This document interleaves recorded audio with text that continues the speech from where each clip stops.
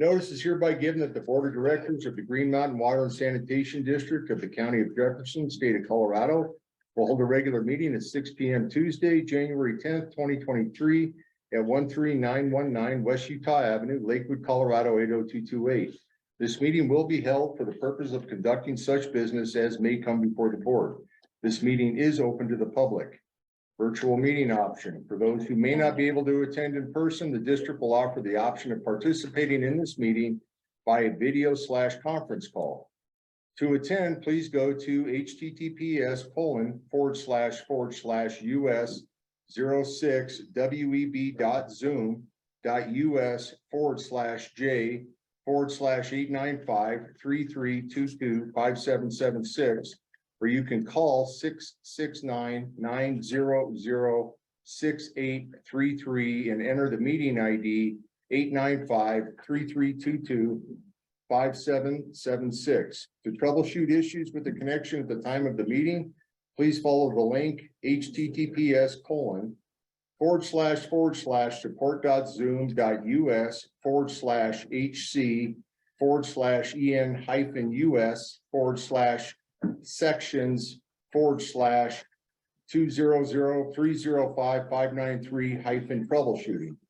If you still experience issues, email customerservice@greenmountainwater.org and our IT staff will assist you as soon as possible. The district does not discriminate on the basis of race, age, national origin, color, creed, religion, sex, sexual orientation, or disability in the provision of services. People with disabilities needing reasonable accommodation to attend or participate in a district board meeting can call 303-985-1581 or email customerservice@greenmountainwater.org for assistance. Please give notice as far in advance as possible so we may be able to accommodate your request. Agenda item number 1, call to order, declaration of a quorum. Jeff Baker, present. Todd Hooks, present. Dave Wickman, present. Roger Wendell, present. Karen Morgan, present.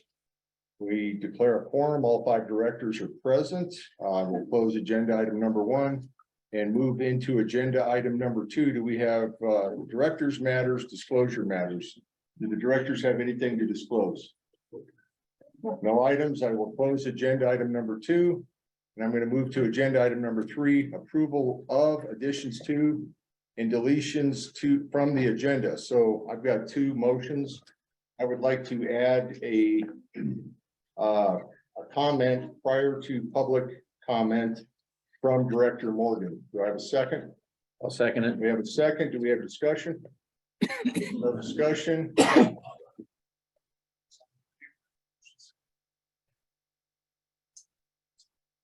got 5 ayes, 0 nays, and the motion passes. Second motion I'm going to make is add an executive session after public comments. So that will become agenda item number 5. And this is to add executive session for the Timmons litigation. Second. Second it. We have a second. We have discussion. Discussion. All in favor of the motion, say aye.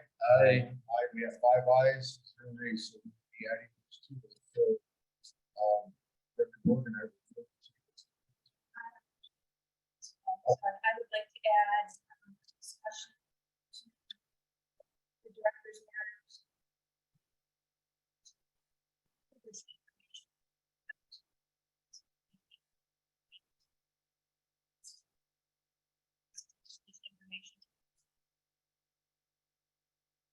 Okay. So, Okay. 9. Second. Discussion. No discussion. Call for vote. All in favor of the motion, say aye. Aye. We have 5 ayes. We have 5 ayes, 0 nays. The motion passes. Are there any other additions? Go ahead. I do. We're having some technical difficulties here, so we have to wait for the recording to start again.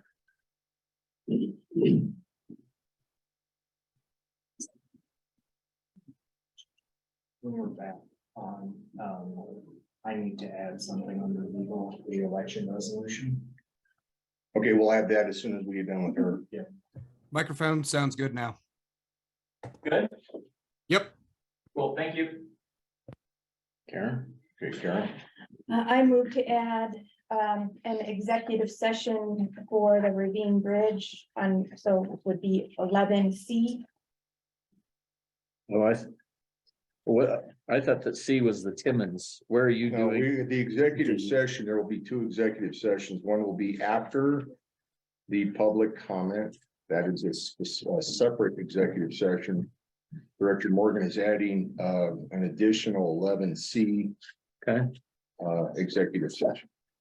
And what was that for again? At the Ravine Bridge? Ravine Bridge. Okay. Okay, I will, that's a motion. I will second. Discussion? No discussion. All in favor of the motion, say aye. aye. Aye, we have 5 ayes, 0 nays. The motion passes. That will be added to 11C under executive session. And then Dylan, you need to add. Do you have any more? I'm sorry. Anyone else have anything more? Okay, May election as 10B. okay, I motion to add under legal matters 10B for discussion of the upcoming 2023 election. Do I have a second? I'll second Do we it. have a second? Do we have discussion? No discussion. All in favor of the motion, say aye. Aye. Aye, we have 5 ayes, 0 nays, so the motion passes. That will be added to the agenda under 11 or 10B, which is now 11B, so. Okay. Any other additions or deletions to the agenda? Nope, I will close agenda item number 3. And now we will move into the special the addition of agenda item number 4. Director Morgan is going to read a statement on the Ravine Bridge. I was asked to Hold it, just, if you guys can't hear, anybody can't hear, please let us know. Just want to make sure everyone can hear that. So I'm sorry to interrupt you. prepare a brief statement, an update about the Ravine Bridge. To be clear, this is me. The whole board has not approved this statement, but I think we will talk about it later on the agenda. To bring you up to date, the decision to close the bridges was a result of the Green Mountain Water and Sanitation District acting to prevent environmental damage, which would occur if a park bridge collapses and breaks the wastewater pipe underneath it. The issue began when the city of Lakewood first noticed the unstable condition of one bridge and closed it in 2019. At the time, Lakewood assumed ownership of the bridges, but with time that changed. The city told Green Mountain that the bridge was the district's sole responsibility due to the district's pipes running under the bridge. Lakewood now claims no ownership and will not assist with the bridge. We assumed total responsibility in order to move the project forward so as not to risk an environmental catastrophe. Due to severe erosion along the park trail, the bridge is in danger of collapse.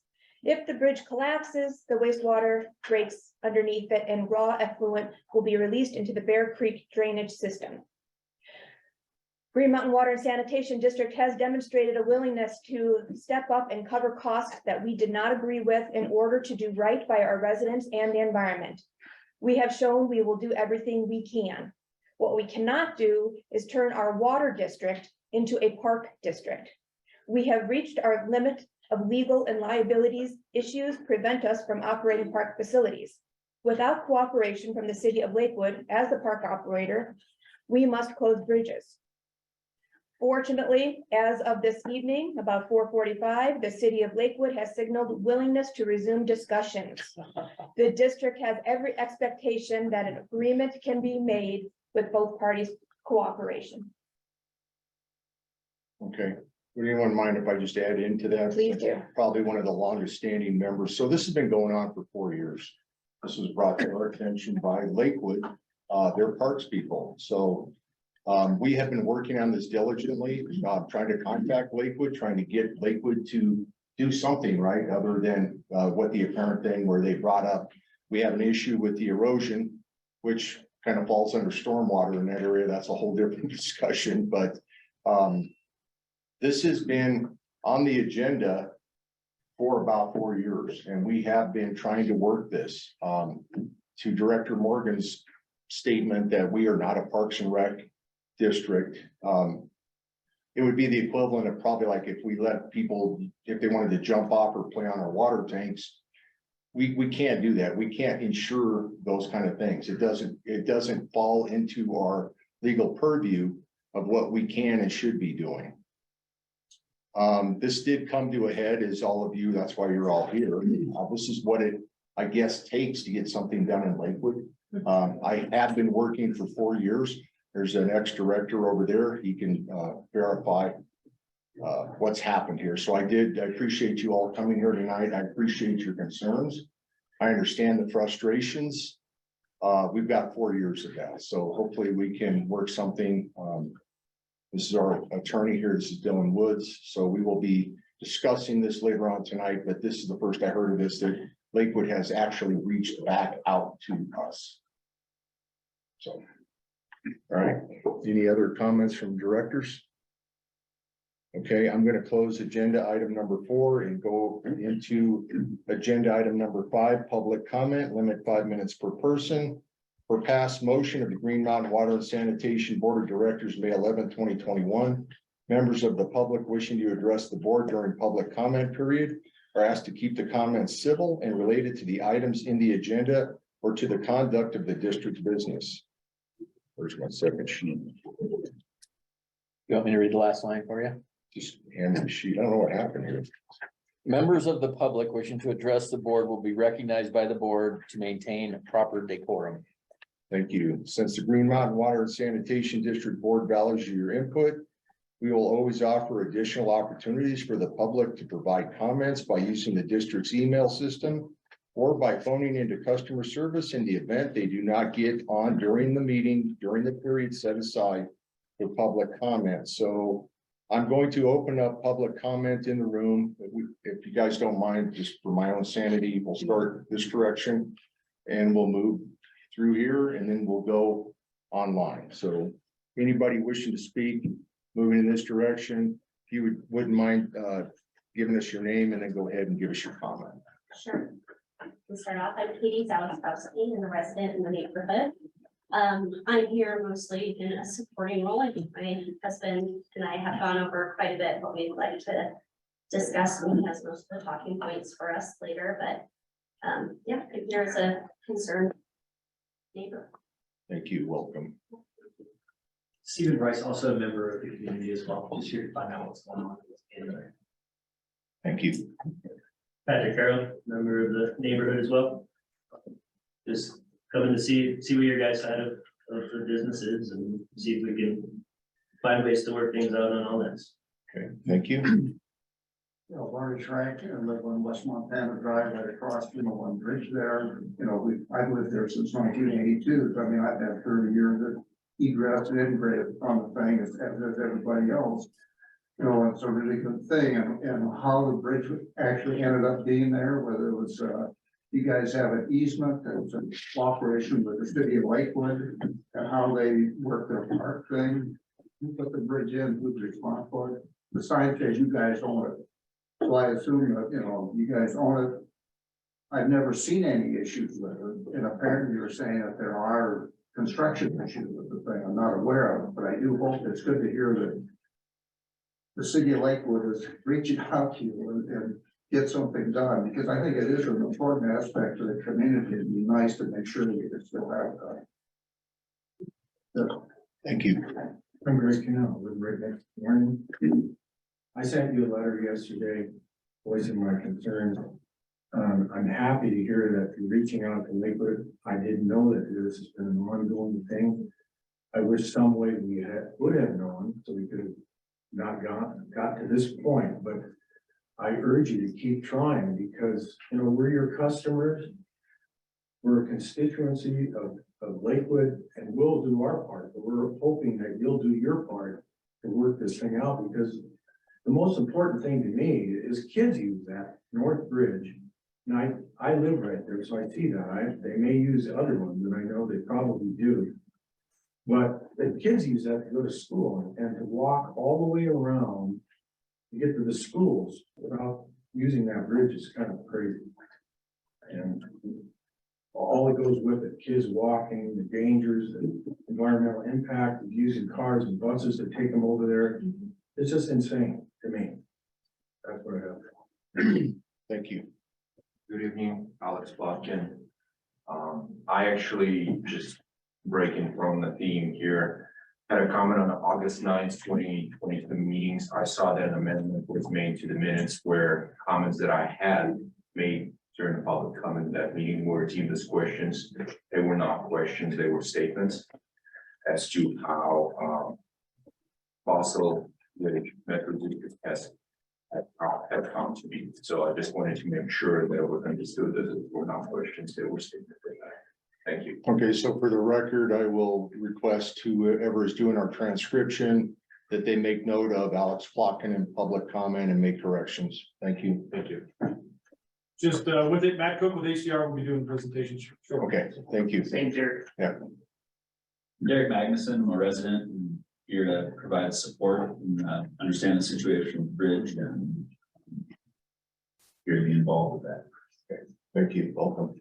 My name is Terry Larson. I'm with Fossil Ridge Metropolitan District, and I don't have any comments. Okay, thank you. Dave McGraw, Foster Adventure District.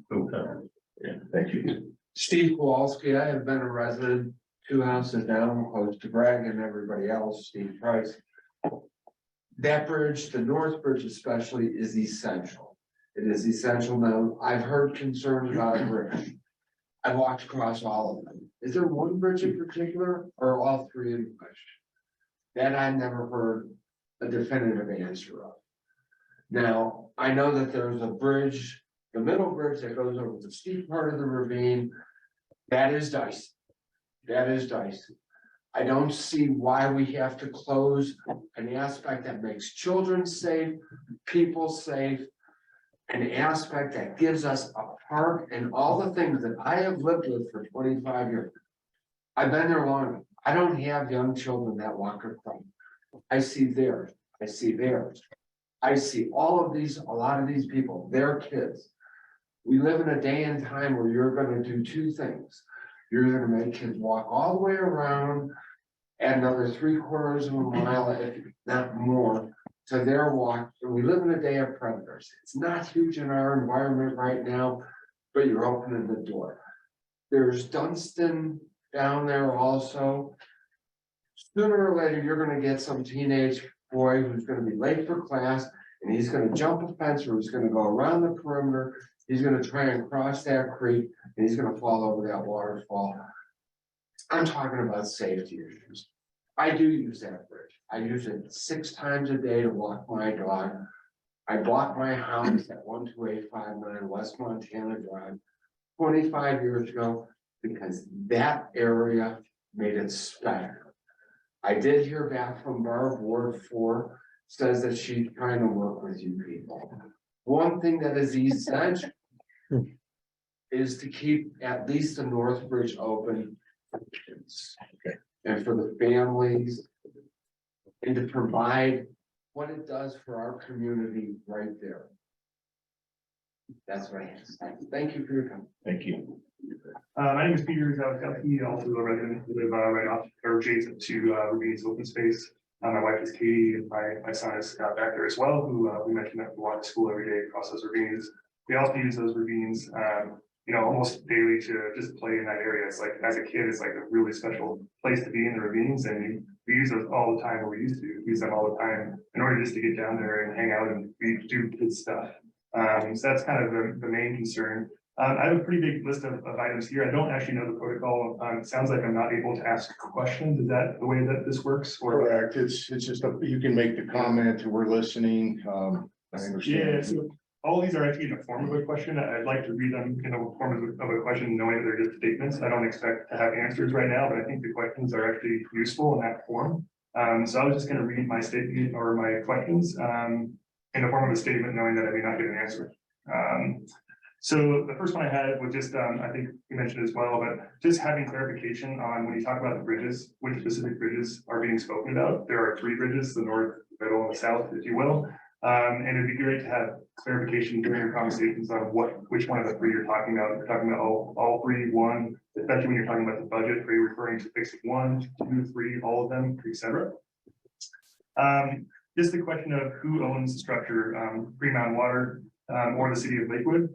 And then I know that per Ms. Morgan's statements, does total responsibility equal ownership? Or are those the same legally? Ms. Morgan stated that there are no ownership documents, and also stated that the developer gifted the pipes to the district. So I think those are competing comments. I'm not sure which one is true. If you have ownership or not. And then on the signs themselves, it's stated that Green Mountain Water owns the structures. So I think clarity on who owns the structures, even if there's no firm answer, we need to know that there's actually no documentation on who owns what. And then relative to that is what gives Green Mountain Water and Sanitation District authority to close the bridges that you do not know if that is the case. Ms. Morgan also stated that Green Mountain Water and Sanitation District is ready to pay full cost for bridge repairs to avoid catastrophe. However, it necessitates closing bridges since we are not a park service. My questions there were, can you please clarify what this means? What type of catastrophe? What do these repairs entail and for which bridges? Why would fixing the bridges necessitate closing them? Ms. Morgan, you stated a cost sharing agreement would allow the bridge to remain operation for both, excuse me, I think I was spelling there for the sewer service. However, this option has not been accepted. And I guess maybe I'd add one more note in light of your comments in the beginning of this conversation. I know that some of this stuff is less relevant now, but I figured I'd read it anyways because it was on our minds prior. Can you please clarify why you would use the word bridge singular versus bridges plural? Which bridge are you referring to? Are the other bridges not being considered for pedestrian use? And then can you please elaborate on these attempts with the city of Lakewood? Can you please describe, if any, what studies have been performed on the usage of these bridges within the community? For example, how many people use these bridges each day prior to their closing? How many people use these bridges to commute to school? Is Green Mountain Water Sanitation District required legally to perform an environmental impact statement or EIS for each of the 3 bridges in question prior to closure? Can you please describe the specific actions taken to communicate these bridge closures and now barrier additions to the community? Have these bridge closures or barriers been communicated to the Jefferson County School District? Have these bridge closures or barriers been communicated to Vinnie Elementary or Dunston Middle School? Can you please explain how the addition of barriers to the bridges will create a safer environment for the public and children? We would argue that this would do the opposite. People will inherently find an alternate route that will likely be less safe. Can you please describe the barrier designs in detail, including material type and dimensions? Looking at the 2023 budget, $125,000 is allocated for access barriers for 3 crossings. $450,000 is allocated for ravine bridge stabilization. Does this cover all 3 bridges? Does this include provisions for pedestrian use? Can you please share with us the cost study performed to fully maintain these 3 bridges, including their original pedestrian use capacity? What is the delta compared to the $575,000 just noted? Hiring of a lobbyist is in the 2023 budget as well. Is this position related to the ravine bridges? Can you please state the total cost to purchase and implement the 3 6 closure signs, i.e. 2 for each bridge, 1, 2, and 3? Can you please describe any effort that has been performed by Green Mountain Water or the city of Lakewood to gain public opinion on the closure of these bridges? Can you please describe which detours are recommended during these bridge closures and where information can be publicly found? You stated that since we are a water district, not a park, we cannot assume park functions. We'd argue that a utility and a park are not mutually exclusive. Green Mountain Water Sanitation District owns utility that's located within a park that serves 2 purposes, utility and pedestrian use. There are many examples of this. Take Bear Creek Reservoir, for example. Does Green Mountain Water or the city of Lakewood consider any of these 3 bridges to have been for pedestrian use at any point in time? Those are all my comments. Can I get a copy of that? Yeah, I can send it digitally if that works for you.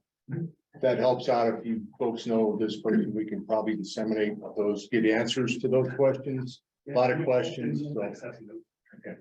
All right, thank you. Hey, good evening. My name's Scott Stefani. Karen had responded to me. I'm sure most of you have received an email from me if you haven't read it yet. Some of my thoughts are in there. I'm also a resident of the, I guess, Green Mountain neighborhood, if you want to call it that. Live pretty close to the ravine, walk my son to school every day. Along with most of the other residents here, I think I share the same concerns. At the city council meeting last night, think we maybe stirred the pot a little bit, so I'm glad we're able to do that for you all. And we look forward to collaboration there to solve this problem. Thank you. Thank you for doing that. Sure. Hi, hey, one. City council member. I'm Rich Oliver. I'm the city councilor for Ward 4, which includes Ruby and open space. I'm not here to represent city council or Lakewood for that matter. And I'll say right off the bat, because you guys showed up to last night is why Lakewood, came came back to Green Mountain Water. So we would suggest keeping up the pressure. I'm not the one that makes decisions like this or anything like that. I'm actually coming here tonight to learn a little bit more about what's going on, because I started sticking my nose in this whole thing back in the summer of 21, because I was involved in the Green Mountain Water Board recall, and there was thing being printed accusing actually Director Morgan of wanting to build a $250,000 bridge, which was in fact that bridge, the middle bridge. And so back then I went down and looked at it, and I've got pictures from, so a year and a half old. I would love to see this resolved. It's kind of like there's two entities and neither one of them wants to take responsibility totally. And I don't think either should. I think it should be a shared cost. I look at it differently. I look at it when you say bridge, that's Lakewood. I mean, because people are using the bridge to get across there. I mean, Green Mountain Water has no responsibility to build a bridge. And like you said, you're not here in the business of building parks. Then there's the pipe. But that is totally your responsibility and not Lakewood's. And so I'm starting to talk about these things now as a bridge and a pipe or a sewage pipe. And maybe that's the way to go forward. We'll see how that works out. But that's totally the way I see it right now. It's like pipe is Green Mountain Water's responsibility. The bridge is Lakewood's responsibility. And that's, and I really applaud you guys for coming in last night and talking. It really helps a lot. They really do respond when somebody stands up there and says, this is wrong, we should do something about it. If nobody ever came in, if you wouldn't have gotten a response to it. So I'm really actually here more to learn about what's going on than anything else. Thank you, Rich. Anything else? No, I might have more to later. I'm sorry. Oh, that's okay. I was sending to one of the boys back there that do use the North Bridge daily to go to school. And neighbors, big group here. I live on West Montana Avenue. My husband's Scott over there. And I love that we can walk into school through there rather than starting up a car for a 2-minute drive. Encourage exercise, one less car driving back and forth in the school rush of the morning. So again, I'm here to help put pressure on and support whoever needs that. Thank you. Thank you. Anyone else in the room wishing to speak? Yeah. Oh, I'm sorry. Go ahead. That's okay. Introduce yourself. I'm Marla Zastowski. And how old are you? And I'm 8 years old. And where do you go to school? I go to school at Divinity Elementary. And how often do you use the bridges? And I use the bridges a lot to get to school and with my friends. Yeah. And we go on hikes and walks. We go on hikes and walks in the ravine. And we do lots of stuff that we use the bridges for. It's nice to have them, huh? And it's really nice to have them so you can walk across stuff to get to the. Remember when we used to talk about moving somewhere else and we said no, because we have the ravine on the bridges. We can't go anywhere else. Yeah, and we don't want those bridges to be closed. Thank you. Thank you. It's important that you understand you have a voice in this stuff, so that's good. That's what your government's for. Okay, I'm looking at the screen. I'm gonna go left to right. So I see Dave Garner has his hand raised. Dave, would you please unmute? I am unmuted. Can you hear me? Yes, sir. Thank you, Jeff. Appreciate the opportunity to speak. I would imagine that only the board members and the staff would recognize that I was appointed by the board to fill Allison Hannigan, the former board president's unexpired term when she resigned after the recall election. I don't have a political stake in any of this, but my first action as a board member was to go walk through the ravine area and do an assessment, small engineering assessment of this center structure. And that's the one that Lakewood had notified the board about as being a engineering potential catastrophe for a variety of reasons. Erosion is the key concern. At that time, we expressed to the city of Lakewood that the erosion should be addressed, and it hasn't been. We can't, the board can't do anything about the beginning of the water runoff, which happens up around the area of the school fences and flows downhill on the paths that have been made by humans. And that creates a bit of a problem as you undermine the concrete structures with water and mud and other things. But I'm delighted to see all of the participation tonight, because that's what we tried to do in 2021. COVID and a lot of other things got in the way. One of those things that got in the way was the city. Rich, I'm really excited to see you engaged. My experience with the city in this matter is like talking to the Inquisition in the Middle Ages. They're totally uninterested in the board's concerns. So thank you for showing up. Thank you for last night. I'm sorry I'm out of town. I would have loved to have been there to name some people who told us at the time that there wasn't anything that they were going to do to respond to the citizens because they didn't believe there was any concerns. So again, thank you for showing up. It means a lot. Thank you, Dave. Mara, I'll go ahead and unmute yourself. You're up next, please. Thank you, Jeff. Good evening, everyone. Ditto what Dave Garner just said to those of you in the audience who are new citizens, and welcome to the meetings. Hopefully you'll continue to come to Green Mountain District water meetings because we need your participation. And as you see on this issue, we have many, many more that the citizens need to participate in. And your action last night is what generated Lakewood coming back to Green Mountain after 4 years. What I wanted to talk to tonight in public comment is about public comment, about fair and equitable treatment of your constituents, especially vis-a-vis non-constituents. Green Mountain Water District had a longstanding policy of public comment by agenda item, just like Lakewood. People could see the agenda, they could look at the topics, they could speak on each agenda item as the directors spoke about it. Sometimes that policy allowed for someone not having to speak because the directors covered all the points. With a new election in 2020, a new board voted to remove public comment with each agenda item. It was voted to only allow public comment in the first few minutes of the meeting, at the very top of the meeting.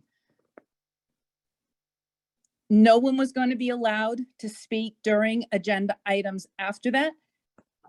And a new policy also, as part of that, was there would be no interaction, no exchange, no answering of any question. In the last few meetings, I'm very disturbed by the fact that you are cherry picking that policy. You are not allowing your residents, your constituents, your ratepayers to speak on each agenda item or to be interactive, but you are allowing,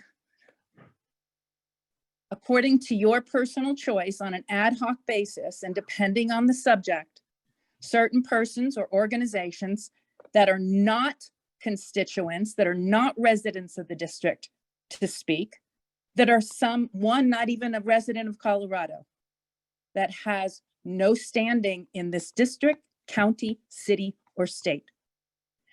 If you are going to allow your choice of persons to speak on on agenda item that you decide on any given night, you must allow all your citizens to speak, and not just on that one ad hoc item.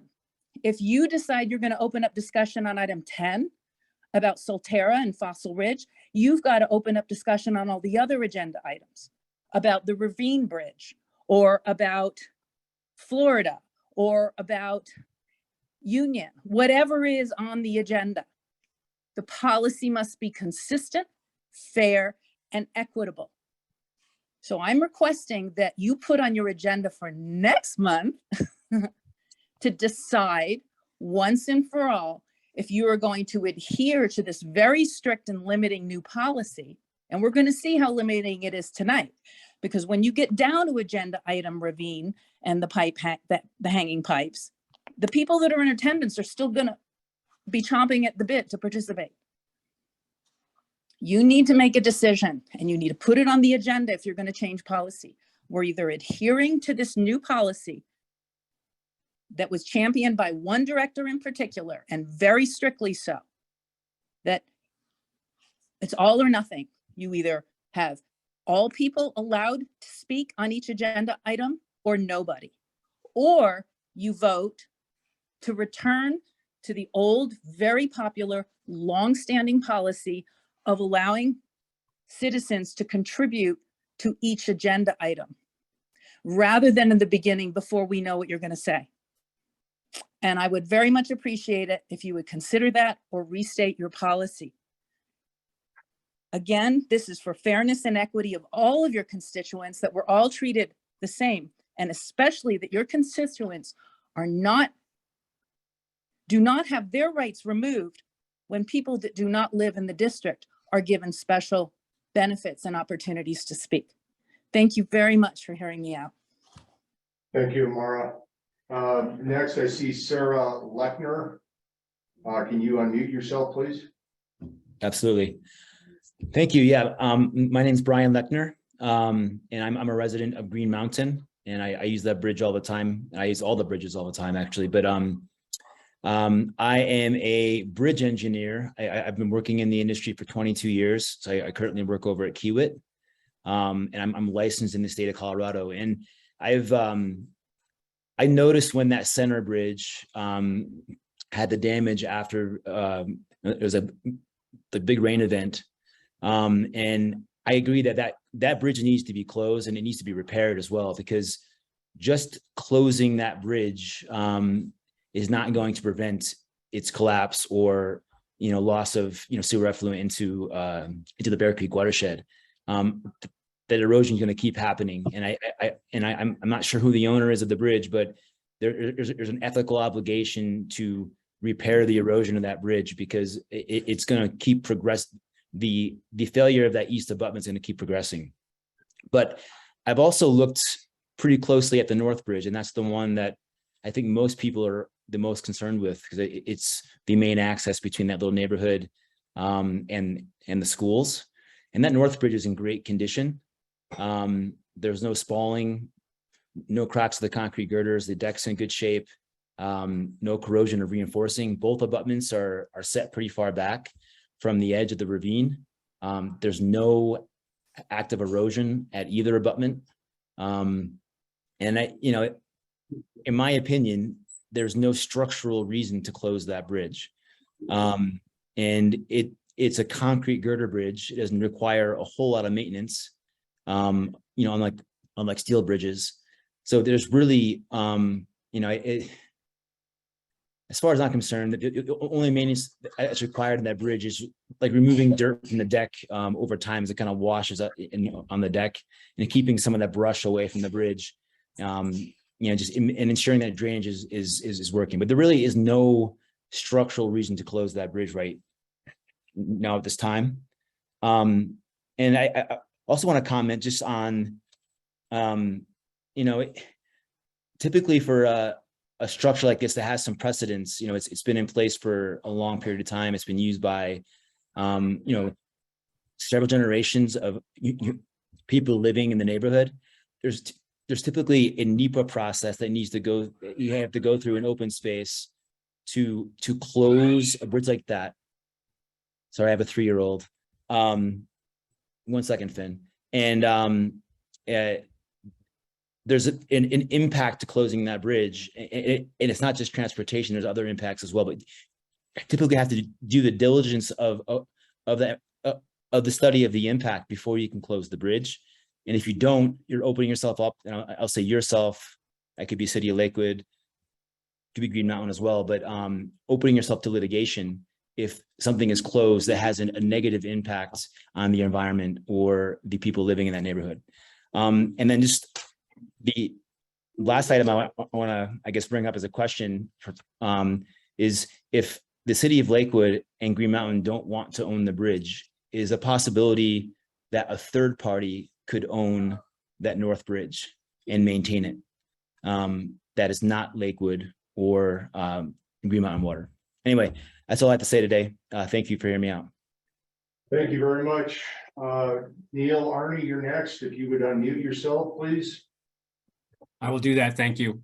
I'm an attorney. I'm here on agenda item number 10, which is the Fossil Ridge IGA. I'm here with a representative of Solterra, who is Anastasia Urban. And we're here more to provide you a resource. I was going to try and keep my comments short, but given Amara's comments, I think maybe I should expand them a little bit now and not expect to be asked questions down the road.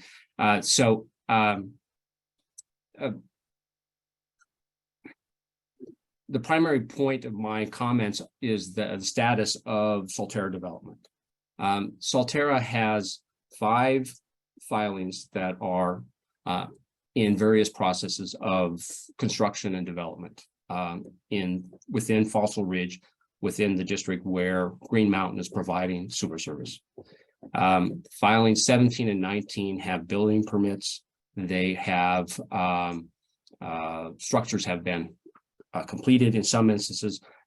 All of the sewer has been installed. All the sewer taps have been purchased and connected to the sewer system, physically connected. Filings 18 and 20, which comprise about 35 units, or to use your terms, I think it's equivalent to the 35 EQRs. Those plans have been adopted. Solterra has purchased 7 of the 35 taps that it needs. All of the physical infrastructure for the sewer is in the ground. The taps go up to the lots, or the sewer, I'm sorry, go up to the lots, so they're ready to be tapped. And Solterra has, in the last few days, completed certificates of service availability for the remaining 28 units for that those 2 filings, 18 and 20. The remaining filing is filing 21. Filing 21 is still in the planning stage. It has gone through 6 reviews by the City of Lakewood as well as by Green Mountain. There is no expectation whatsoever that it has a total of 59 units, so 59 EQRs. There's no expectation that those will be increased. The plans, as we understand it, have been reviewed and initially approved by management at Green Mountain. And the way it was conveyed to us is that they were waiting on board approval for those plans. The total remaining EQRs that Solterra has for it to complete its development within Fossil Ridge is 87 new ones, plus the 7 that we've already purchased, for a total of 94. The total EQRs, the total units that we have in development at the Solterra development is approximately 1,354. That is well below the 1,727 EQRs that were reserved for that development in the 2014 agreement. And there's no expectation that it's going to go above the 1,354. As I said, all we need to complete development are the 94, 7 of which we've already purchased, the 94 taps. Yeah. With regard to the IGA, our hope and desire is to find a solution that's workable. That's why we're here. That's why we're participating in this process. I've had communications with Dylan about this, and I think that Anastasia's had communications with Jeff at Green Mountain about this process. We're happy to answer any questions either tonight or after the meeting about the development and where we stand and what we need. And we're hoping to find a solution to that. If we're unable to find a solution that works for everybody, we will look at other remedies that we may have, but we are here hoping that we can find a solution that works both for Green Mountain and for Solterra. Thank you for your time. Thank you, Neil. Is there anyone else online that you can see on there? Jesse, is that it? Nope, that was it. Okay, going, anyone else? Gone. All right, I'm gonna close public comments and we will move to agenda item number 6, which is approval of the minutes. I'm gonna motion to approve the October 11, 2022 regular board meeting minutes. Second. We have a second. Do we have discussion? No discussion. All in favor of the motion, say aye. Aye. We have 5 ayes, 0 nays. The motion passes. I'm now going to motion to approve the November 8, 2022 regular board meeting minutes. We have a second. Second. We have a second. Do we have discussion? No discussion. All in favor of the motion, say aye. Aye. We have 5 ayes, 0 nays. So both of the meeting minutes have been approved. Jesse, are they here that somewhere that I need to sign? They should be right in front there. Okay. I think that goes to Dave, doesn't it? Oh. Okay, I'm going to open up agenda item number 7, which is the district manager report. And Jesse, I know we're. Oh, I'm sorry, I missed an agenda item.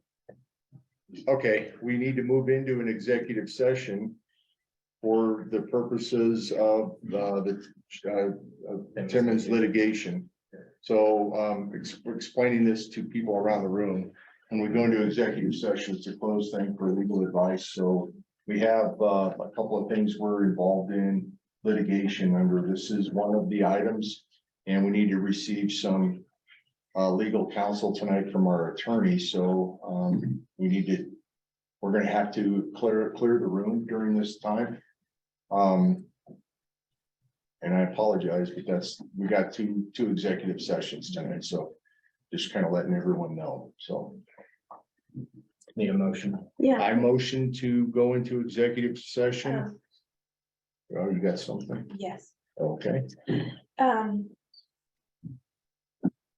Well, I wish, yes, and I apologize. I wish I would have thought about the order of things because we probably could have moved that. That's my mistake. I had it on the agenda, so I apologize for not staying consistent.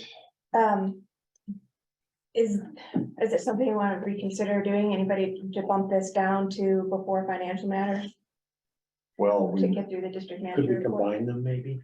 And not combine them, but put them side by side, move this one to later? Well, ask Dylan, I don't know. You're right. Well, yes, you can. It was a courtesy to Bill for, his time. You could ask him what his time is like. He's on. That's true. Sorry. So, yeah, And legal time is, we have another lawyer standing by. Legal time is expensive. That's why we were doing that. yeah. Okay. So we need to continue as we were and move into executive session, but we needed to have a motion for who to include into that. Is that before we move to go in or? Yeah, you should do that beforehand. Okay, so I would like to do that, but then thank everybody for coming, and then you can tune back in online because this section will be You can come back. Or you But can if you come back want to in. leave, yes, and come and just tune in, you'd have all the comforts of home and again. In But you case can we just wait. chatter. I don't know how long we'll be. No, but we'll have to close the door. There's no place else for us to leave, to move our I AV. do appreciate everyone showing Everybody up coming. and what you Yes, did thank last you. night. I will tell you, I wish. I go to Jeffco school board meetings and a lot of stuff, and I'm telling you, the one thing we're missing is public input. And it is really good to see everybody here tonight, so thank you. You did make a difference. Relative to the discussion on the ravines later, do you think that's, there's information there that's worthy of saying, or has already been really spoken since, relatively public comment? I guess I'm asking you, is it worth us, waiting, or do you think it's something that, has already been spoken about? Well, I believe that's going to be an executive session to the ravine bridge, so. And Jesse explain how they can tune in. Yeah. Yeah, on the agenda for section 7C, but all we can do is say. Just show them, I know really, this is what. Yeah, I know, I did, I saw. Yeah. Okay. Right here, if you go to the website, right in the center, board meetings, select that. Down here, select the Zoom meeting link. Here's also the phone number, meeting ID, so you can select that and join in and it's open to the public. But to confirm, the ravine bridges will be an executive session and therefore we are not, so closed session and therefore we wouldn't. Correct, we have to, at this time, we need to hear from our attorney on the ravine bridge, and that's why it was great to hear everyone's input, and that we will be having a legal discussion or advice from our attorney in executive session. Great, last question, I promise. Was there another ravines bridge item on the agenda? We just don't have a copy of the agenda. No, There is. Yes, There is. oh, I see it. Oh, It's yeah, under number under the 7. capital. Yeah, ravines, open space crossings. And you said agenda item number 7, 7D. Well, it's 8 now. 8D, yeah. what are we at this, in the meeting, just so we, We're at 7. we're at 7, so we'll do this executive and then we could potentially come right back in. Say you're about an hour away. An hour away. That helps. When you get on, it'll put you in the lobby if there's so many executive sessions. So this was- But yeah, if you physically want to come back, you're more than welcome. It'll automatically. Go ahead. Thank you for the clarification. May I be recognized by the board? I know. No, I So don't want, everybody else Yeah. for HDR who is, we're planning on hearing from you, we'll have to ask you to step into the lobby. Well, Thank you. we haven't gone into executive. We had not gone into executive session yet. We're just making the motion, we're making the motions. I would like, then. We're going into executive discussion is to go into executive session to discuss the Timmons lawsuit. I would like to take this opportunity to ask Director Whitman to excuse herself due to the appearance of personal conflict. Well, all right, I'm going to motion to go into executive session. And then we need to motion to include Director Blacken, that was suggested. So I move to include Alex Blacken in this executive session. That's second. Discussion. Yes. All in favor, say aye. Aye. 4 ayes, 0 nays, that will be allowed. So now you have to do the executive session. I move to move into executive session for the purpose of receiving legal advice regarding the Timmons litigation. I second it. Okay, discussion, no discussion, all in favor, say aye. 4 ayes, 0 nays, because Director Wickman has to recuse himself, so. We will be moving into executive session with the addition of the motion to include Alex Blackman in the session. Thank you. I doubt we might caught any of that, so I'll just follow up with notice to the transcriber. Okay. That's Dylan's. Thank you. So Dylan, you're upstairs. Sure. I was just gonna say, post some stuff on your own website. But this is what Amara should write, this is how, it's either open it up or shut it down and we'll be here till 3 in the morning, every single. I don't. I'll be back in here. You can read it and then stop the recording. May I sit at the table or two? Yeah. I'm not jostling for any position here. Take it. Hi, Dylan. All right. Good times, huh? It's a holiday. Alrighty. Is there a coffee, Jim? You got it. Everybody's already. Okay, all right. You have to say the sacred words. Yeah, Bill, I'll do my part and then you want to get started? Sure.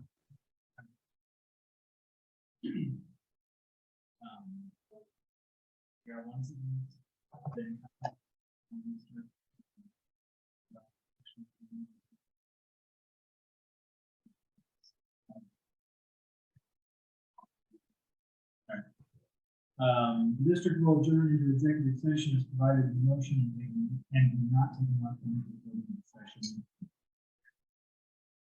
The motion is to go into executive session for purposes of this attorney concerning. We're having microphone issues. Could you start that again? We're not able to pick any of that up. Try it again now, Sam. Can you hear? Sounds good. The district will adjourn into executive session for the purposes of receiving specific legal advice regarding the federal litigation brought by former counsel Ms. Timmons pursuant to CRS 24-6402 sub 4 sub D. As this is for the purpose of receiving specific legal advice and is a privileged communication, it's my recommendation that the electronic recording be stopped at 6:55 p.m. Is there plenty? Okay. All right. So, I guess you have. The time is now 7:32 and we have resumed recording because the attorney-client communication is finished. The executive session has concluded. The participants in the executive session were Jeff Baker, Todd Hooks, Aaron Morgan, Dylan Woods, General Counsel for the district, Roger Wendell, and former Director Alex Plotkin, and litigation counsel William O'Connell. Former Director Alex Plotkin is named as a defendant in the case, and Mr. O'Connell is representing him as part of the indemnification agreement afforded to all directors of special districts, which is why he was included in the legal advice concerning the federal litigation.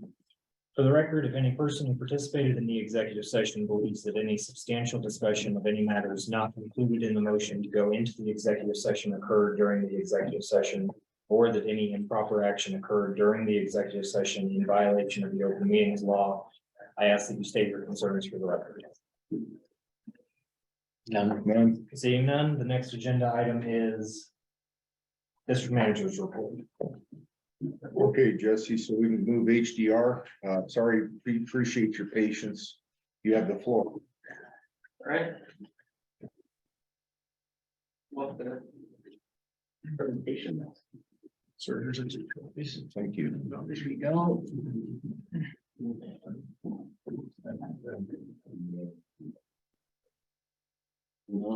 Oh, you're back down there. I'm back here. You want to come another chair? Oh, okay. Dylan, do you want to? Well, hello, everyone. Good evening. My name is Derek Gardner. I'm with HDR, and Matt Cook, also with HDR. You want to introduce yourself, Matt? Matt Cook, I've been with HDR over 10 years, a vice president with our firm and lead our water resource management group here in Denver. Actually, former colleague of your district manager for many years when he was with Coors Brewing Company out there in Golden. So know Jeff Tice very well and worked with him for over 11 years. So this was something that Jeff had reached out to us for some help to try to navigate kind of all the various funding opportunities that are out there for Green Mountain Water and Sand District. So really turn it back over to Derek. He's our expert here at HDR that really knows this stuff extremely well. I came out of our headquarters in Omaha, utility management services project manager, and this is the kind of work I do for water and wastewater utilities across the region of the country. A lot of this is in the TM or the report that you have, so I won't go into great detail. I'll try to summarize this as much as I can out of respect for everybody's time. there's a lot of acronyms here. I'll try to explain the ones that are relevant. Like this is really difficult to read, but I'll explain it. And if it's not, it's also in the document, and you can also reach out to me by email. But we worked with Jeff's group early on to identify what funding is relevant for water and wastewater infrastructure, not so much bridge infrastructure, unfortunately. But the scope is really focused on, you know, the wastewater pipe that was described in the bridge. That would be the type of infrastructure we were looking to find funding for. We took a very broad view initially, looking at existing programs like the SRF, that's the state revolving fund. That's a program's been around for a long time for the state. That was expanded greatly last year as part of the bipartisan infrastructure law. There's a lot of federal money that went to expand that program. We're going to talk a little bit more about that. That's the bipartisan infrastructure law. That's the BIL. The ARPA was the COVID relief money. So anytime you see that, that's the COVID relief money. Unfortunately, that didn't have a lot of relevance here. It went out through the municipalities, and I was understanding there wasn't ARPA money available for the water wastewater master plan. With you is an EPA program. We're going to talk about that a little later. I'll introduce it, the federal credit program. BRIC is FEMA BRIC program is building resilience and infrastructure in communities. Didn't have direct relevance to the water and wastewater, but it's something to consider down the road. And then there's always congressional earmarks. That's becoming a little more popular now. So we took a broad view, and after taking a broad view, we really dove into a couple of relevant opportunities that we wanted the district to be made aware of. And the first here is the bipartisan infrastructure law. So this is new money. This was an unprecedented amount of investment that they had invested in the nation's water and wastewater infrastructure. And there's a number of different programs here. And I'm going to try to work this down really quickly so that you don't have to spend time looking at all the various details.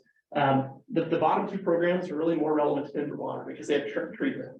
So the drinking water revolving fund for emerging contaminants and the lead service lines, the Denver water owns the lead service line. So they have a lead service line program. So that money would really go through Denver water's program.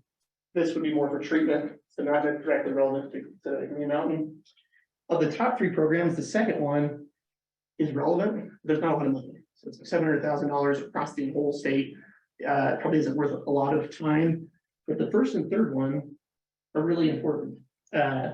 These are the water pollution control revolving fund supplemental money and the drinking water revolving fund supplemental, about $50 million total. What's important for that is that money is available to anybody, but the subsidy is only available to disadvantaged communities. Based on the original definition of disadvantaged communities, it did not appear that you guys qualified at all. However, the law expanded that definition a little bit, and that's defined by the state. And it looks like that might be an opportunity. So we looked at the disadvantaged community definition as part of the bipartisan or through the state, and there was additional criteria, and you had to have 3 points from that criteria. These are sub bullets from those, and the MHI, the combined rates for water and wastewater, as a percentage of the median household income. If it was greater than 1.35%, you could get a point. We did the math based on the water sewer rates provided by Jeff, and it appears likely that you would meet that criteria. The second one was median household income less than 75,000, and that's as of the 2020 census. Again, if you use Lakewood, just barely under that metric. So it appears likely again that you can be considered. Surprisingly. And then the last one, and this is the percent minority population. This was a little bit odd because initially I looked at this and I didn't think you qualified at all because it shows why this is directly from the census website, 82%. But then if you add here, it doesn't seem to add. It's more than 100%. Right. All right. So there's some clarity that we need to get from the state on how they would do the math. If you do the math this way, you would qualify. If you look at this number alone, you would not. So there's some, I guess, clarification from the state needed. But based on this, you could at least make an argument that Green Mountain would qualify. So that's the first thing. So these, in summary, these two funds would be an opportunity to Green Mountain. You could get up to 49% subsidy potentially through the state if they agree with our definition. The second one that I wanted to talk about just briefly, and this is more of a programmatic approach. is EPA's WIFIA program, and WIFIA is Water Infrastructure Finance and Innovation Act. This was authorized in 2014. It wasn't until 2017 that they actually stood up the program and started making loans. It's a federal credit program, and it's similar in a lot of ways to the student loan program. So essentially what it does is allows the federal government to allow water and wastewater utilities like yourself to make loans at treasury rates. So you're basically able to take advantage of the good credit of the United States government and borrow at treasury rates. It's not free money, it's not grants, it's cheap loans. And so why are we talking about cheap loans? Well, there's 3 benefits of this program. One's the low interest, we already talked about, you can borrow at treasury rates. The second is you can defer any repayment, principal or interest, 5 years after substantial completion. So if you have a 5-year program where you can do sewer rehab, so you've been 5 years of sewer rehab, you could defer any repayment till year 10 essentially, and then pay that off from 10 to year 40. So if you're trying to ramp up and do a lot of infrastructure replacement and want to gradually increase rates to pay for that, it's an opportunity for a utility to do something like that. So that's one benefit. The last benefit is it gives you some certainty on the cost of finance if you needed to know that upfront for budgeting. So just another program, another opportunity through the EPA, and it's described more in this document. Okay, so in summary, there was a number of programs looked at. There's documented here. The 3 of highest relevance were the bipartisan infrastructure law funding, which expanded the existing state SRF program. So that's the first one here. Eligibility, yes. Eligibility for subsidy, it appears likely. We need it towards the state, but it appears likely. That gives you loans and potentially loan forgiveness, which is essentially equivalent to a grant. And our recommendation on that is to set the meeting with the state for to clarify those items. This is an existing program as SRF. This would not allow, based on the existing SRF program, you actually don't qualify for subsidy on that existing program. But if you exhaust all dollars on this program, this would be your next best opportunity to use the existing state program. And then last is the federal program.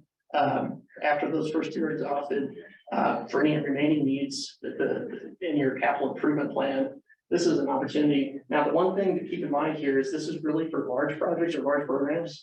So this would only be likely be more used in a programmatic approach, like looking at your whole CIP for either waste or water or wastewater. As you would combine all those projects likely into one loan if you decided to go after that. Now the caveats. All these programs and all these dollars come with federal strings. So there's NEPA, there's Davis Bacon requirements. And one that's new as part of the bipartisan infrastructure law, projects that started after May 14th, which were well after May 14th, are required Buy America requirements. And this really expands the American iron and steel requirements. So it's not just construction materials, just not just American iron and steel materials. It's all manufactured goods, all the materials used on the project. And it really is a burden both in time and cost. For a lot of the estimates that we're doing right now, we're seeing potentially 10 to 15% impact on the material itself. So if you're looking at a specific valve for a Buy America, Build America compliant valve, it could be 10 to 50% higher. So there are requirements with the new money. And so that's why you have these. We advise folks being smart about it. So some projects that may make sense to go through that funding avenue, and some projects you might not want to. So what would be, is there any delay in time? Can be, yeah.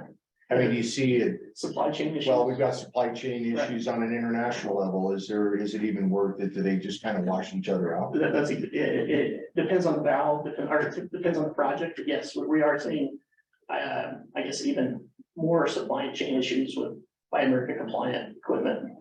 Do we have a sense of how much equipment we purchase outside of the continent or outside the country? Do we have any idea? No. I'm kind of new at this, recently elected. My impression would be most of what we acquire is American anyway. No. No? I'm not the manager. If Jeff were here, but I'm guessing when we go out to purchase something, we're looking at price and availability. When you're talking about huge valves and things like that. We don't do a lot of that. Okay.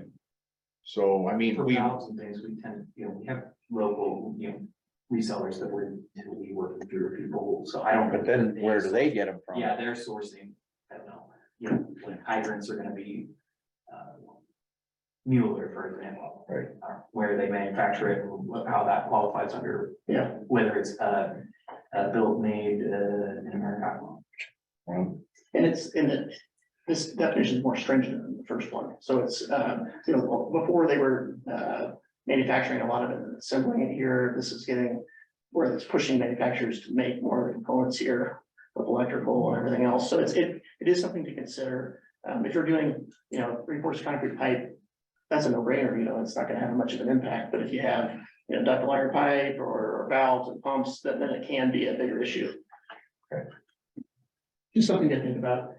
So what we wanted to talk about today and what's outlined there is, I think taking a broad view, pursue multiple funding opportunities, and even though some of the programs aren't grants, there's still could be a lot of value there. We can show some case studies where that's been invaluable.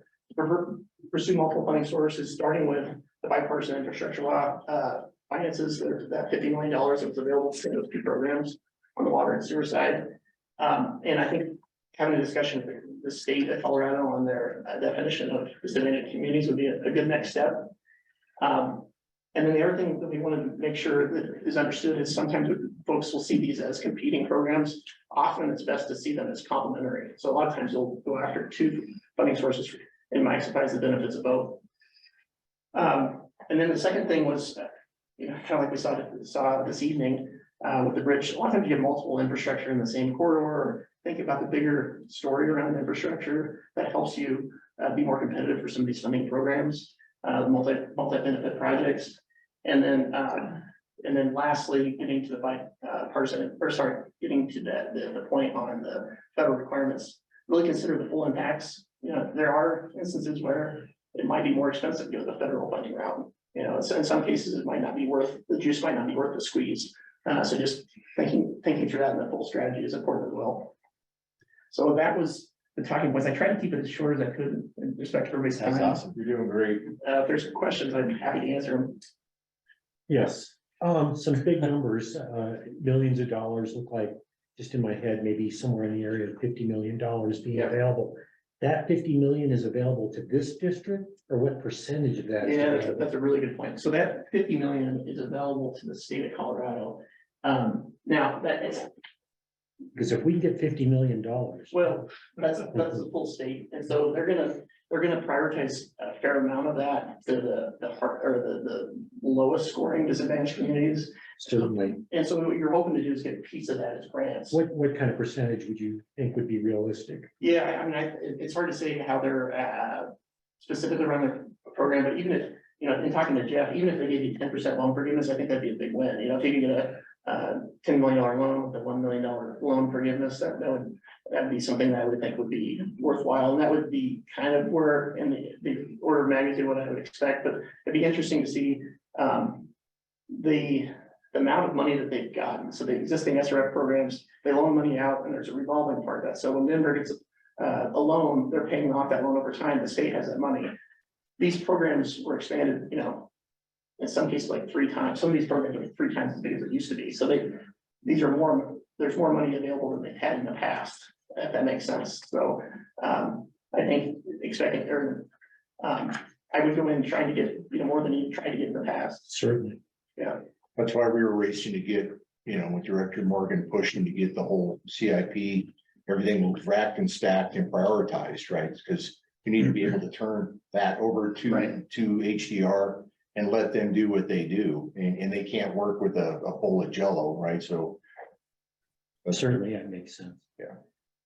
And if we decided to move forward and formalize this with you, and I'm not committing now, so I'm just thinking out loud, but what would be our next step to pursue some of this? Yeah, so I think the first thing you would do is is that first meeting with the state, and then you would do an application to the SRF program. And those are a significant level of effort.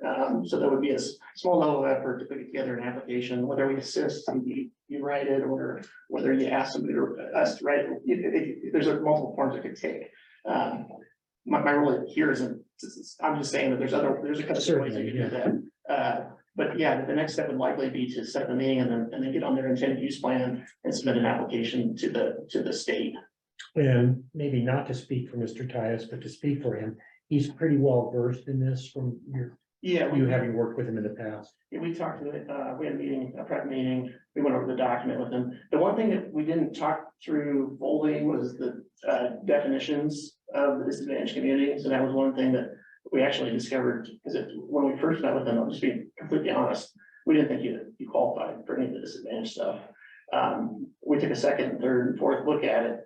And when we started getting creative, then it's like, oh, wow, wait a minute, this might actually, surprisingly, might actually qualify. Yeah, it doesn't even seem to be a matter of creativity, just going by their numbers. Right. Yeah, Right. okay, fair enough.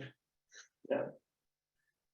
So yeah, it was, your image, I was high enough, we didn't think going into it that you would qualify. They lowered the bar, so. All right. Well, thank you. Yeah. So, we appreciate you guys coming on board here too, so. Yeah, thank you for your time. Thank you. Thank you. Any questions, Board? Questions, Dave? Well, a couple things that come to mind is traditionally, revenue has come from the form of either bonds. I haven't heard any talk about bonds, or the other possibility is always you can, raise your fees and generate your own money. So it seems like there are other options. I'm not exactly sure where we're going with this, other than these are new options, which I appreciate, because I hadn't heard about these things, but. Well, so we have the three things, right? We have what we have in the bank, our capital funding for this. We already have the list, which we wanted to get that done. Then we've got we were trying to look at a Monte Carlo spreadsheet based on what we have in the bank. With our rate, remember, we're like incrementally trying to raise the rates to address the burn down of the capital projects, right? So there's that. And this becomes the third, the additional wheel that, if we can get something else that we really don't have on our radar, there's what we have on our radar, this is what we don't. Is there potential to bite off some more of that, and utilize these things? And so that's where this is great, Yeah, it looks like it really help our ratepayers, our constituents. Well, that's where we're trying to not go down that road, but we still have to we have to get on that trajectory, and we're not quite sure what that is yet. This definitely would help. And then, especially when you look at that one thing, when like at the $20 million mark, well, if we work something like in the pink zone, that's gonna be more than 20 million. So. Anyway, really appreciate it. Yeah, and that's right. That's a good point. I didn't actually say that, but you do have cash on hand, you can sell these bonds, and that was like the ones that where you're concerned with America requirements, bonds would be a potential option for that, or cash on hand. So, this was just additional options. Great, thank you. Well, thank you. Any other questions for HDR? Hey, we really appreciate you guys stopping in. We look forward to working with you. Thank you so much. Sorry we made you wait so Don't long. worry at all, don't worry at all. Best of luck to. Yeah, thank you. Thank you. Thank you. Good night. So we don't have Jeff Tyus is out on a family issue. So does anybody have any questions about the manager report? Because we got Jesse trying to manage this, and I don't want to put any more pressure on him rather than do an IT plus manager plus everything else he's doing. So, We're good. Well, we already read it. Right. Does anybody have any questions for Jesse on the manager's report? I have a couple comments that I will probably, that I will submit later for email. But one thing I wanted to say in the main break report, notice all of those main breaks were due to shifting soils. Are we tagging those at all in the JET as a shifting soil problem to create your own problem map so that you can see where that's going? Something to think about. Don't have to answer that. I can say very briefly, that when the main break report is filed, all of that data resides in our, work order software. That's also can be correlated with the GIS, so if it's not on the main break, like, we have a point, a shape point in the GIS, if it's not on that point itself, we can do a join from the spreadsheet to correlate that data, and then you do that work. So one way or another, we could, whether it's on that point itself, I don't know, but the data is accessible and could be mappable. It would be an interesting map to make that would be able, you'd be able to target your areas and maybe some predictions on Yeah, where the needs would go if you would pull that information. Yeah, and I don't know how much. I haven't seen an actual main break report, so in a long time since we did paper ones, so when I was scanning them, so. So you're talking about having a type of different construction for that area?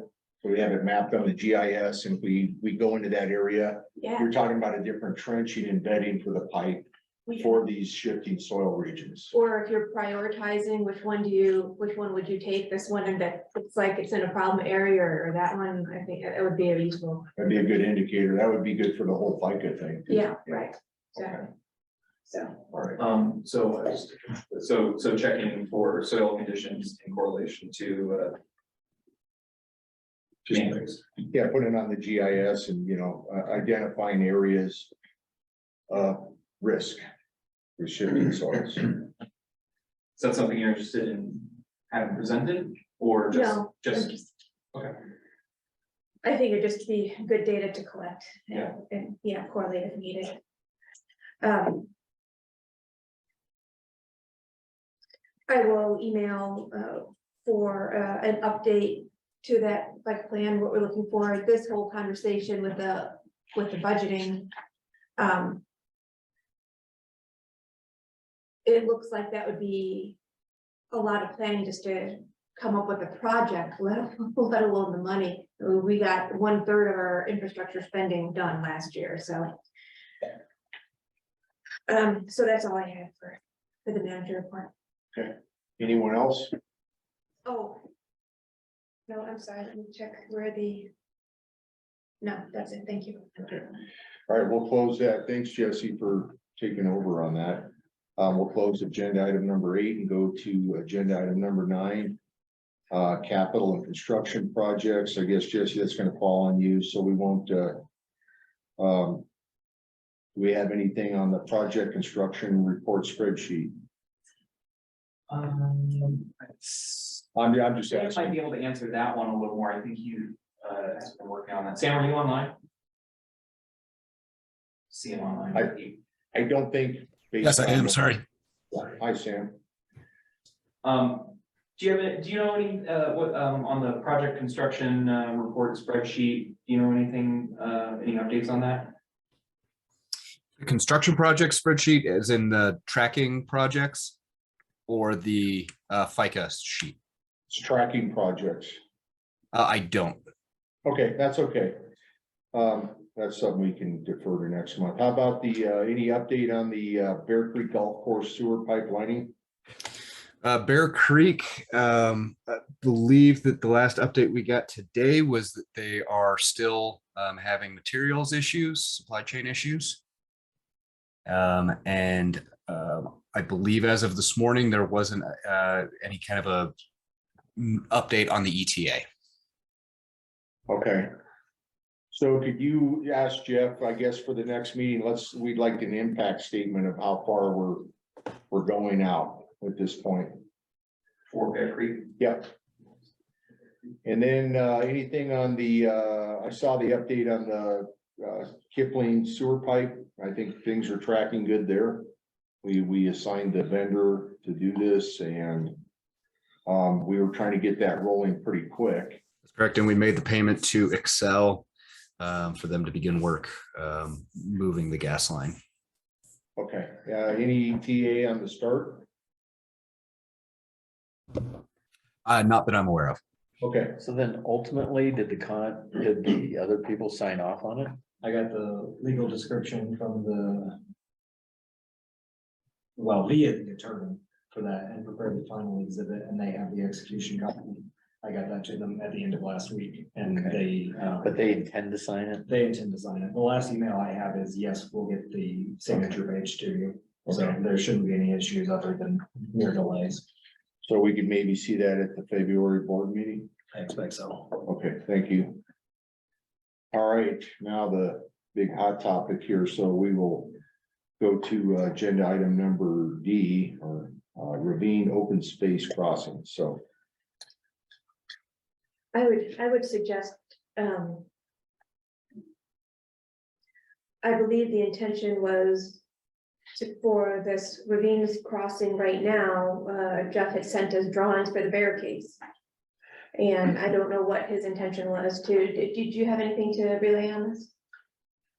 No. What? So the city of Lakewood, in contacting us, did they just do that as lip service? Or do you truly think they're intending on working with us to come to a solution? Well, I did. Did you see the correspondence? No, it came in at 4:45 today. And I did, and this is kind of hearsay, because I was at a Jeffco school board meeting last night. I could be at the city council meeting too. But, you know, I'm concerned what was said by the mayor and city manager with regards to Green Mountain Water and Sanitation District. That was inappropriate, what the mayor said, not true. I did catch somebody today or in the room, one of the constituents had mentioned, now all of a sudden Barb Franks, one of our other counselors, all of a sudden interested, and I can't tell you how many times we've invited her into. And she's never showed. She's never showed, never responded, anything. So it's kind of interesting, and I'm glad the public is putting the pressure on, because, and if the public that is listening that is now dialed in, I wanted to say some things that I couldn't say because of public comment where we get into the two-way, but you know, these, first off, and Dylan, maybe you know, put any stops on me. I just want to make sure I'm putting this out there correctly. I'm all over the boards. One, I heard there's a news service wanting a statement from us, so I wanted to ask you if it's okay if we use Director Morgan's statement that was put out tonight. Could you sanitize that or take a look? And I think we need to get, from what I understand, Fox 31 or something is looking for a statement from Green Mountain. Yeah, somebody from, I think you're right, Fox 31 email. They've been on meetings. Okay, so we would, I would like to get them a statement. Okay. And I guess I want to ask the board if everyone with the board is okay with Director Morgan's statement.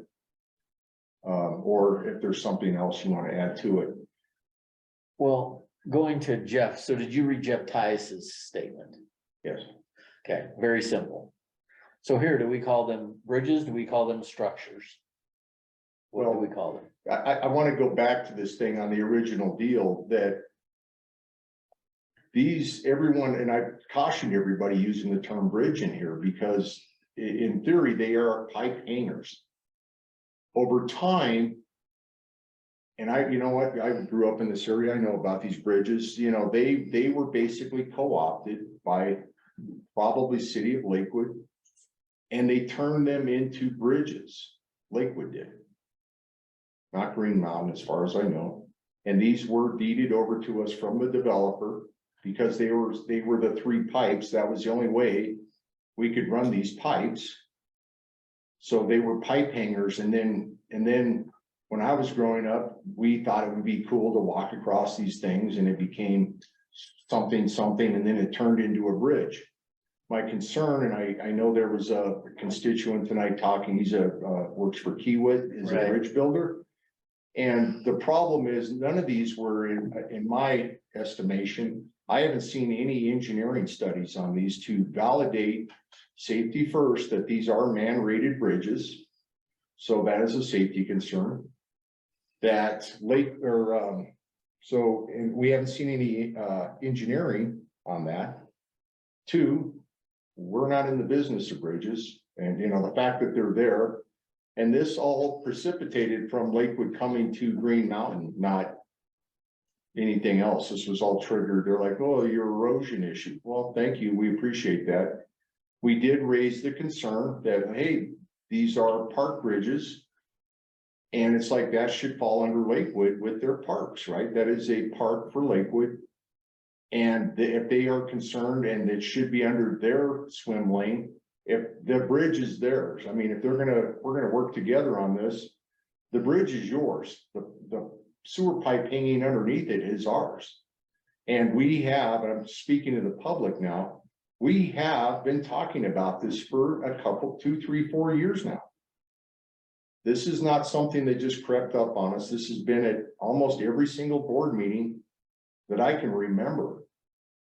And we have reached out to Lakewood. We have tried to do who owns it, trying to find the documentation.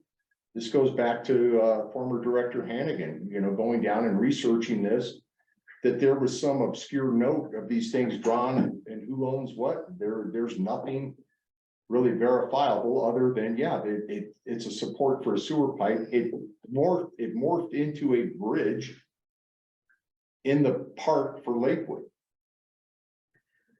So. Well, do we want to expand and say what the actual cost?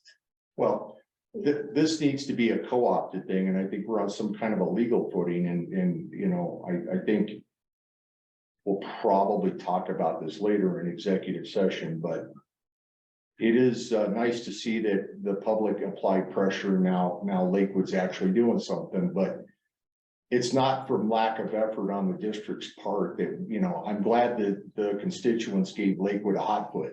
If that's what it took to get this going, I'm all for it. I hate seeing a little 9-year-old here, 8. You know, I mean, look, this is all that stuff we're concerned about, right? But well, if I can piggyback onto that, I guess a sad part to me about it is a lot of this, which, you know, there's liability.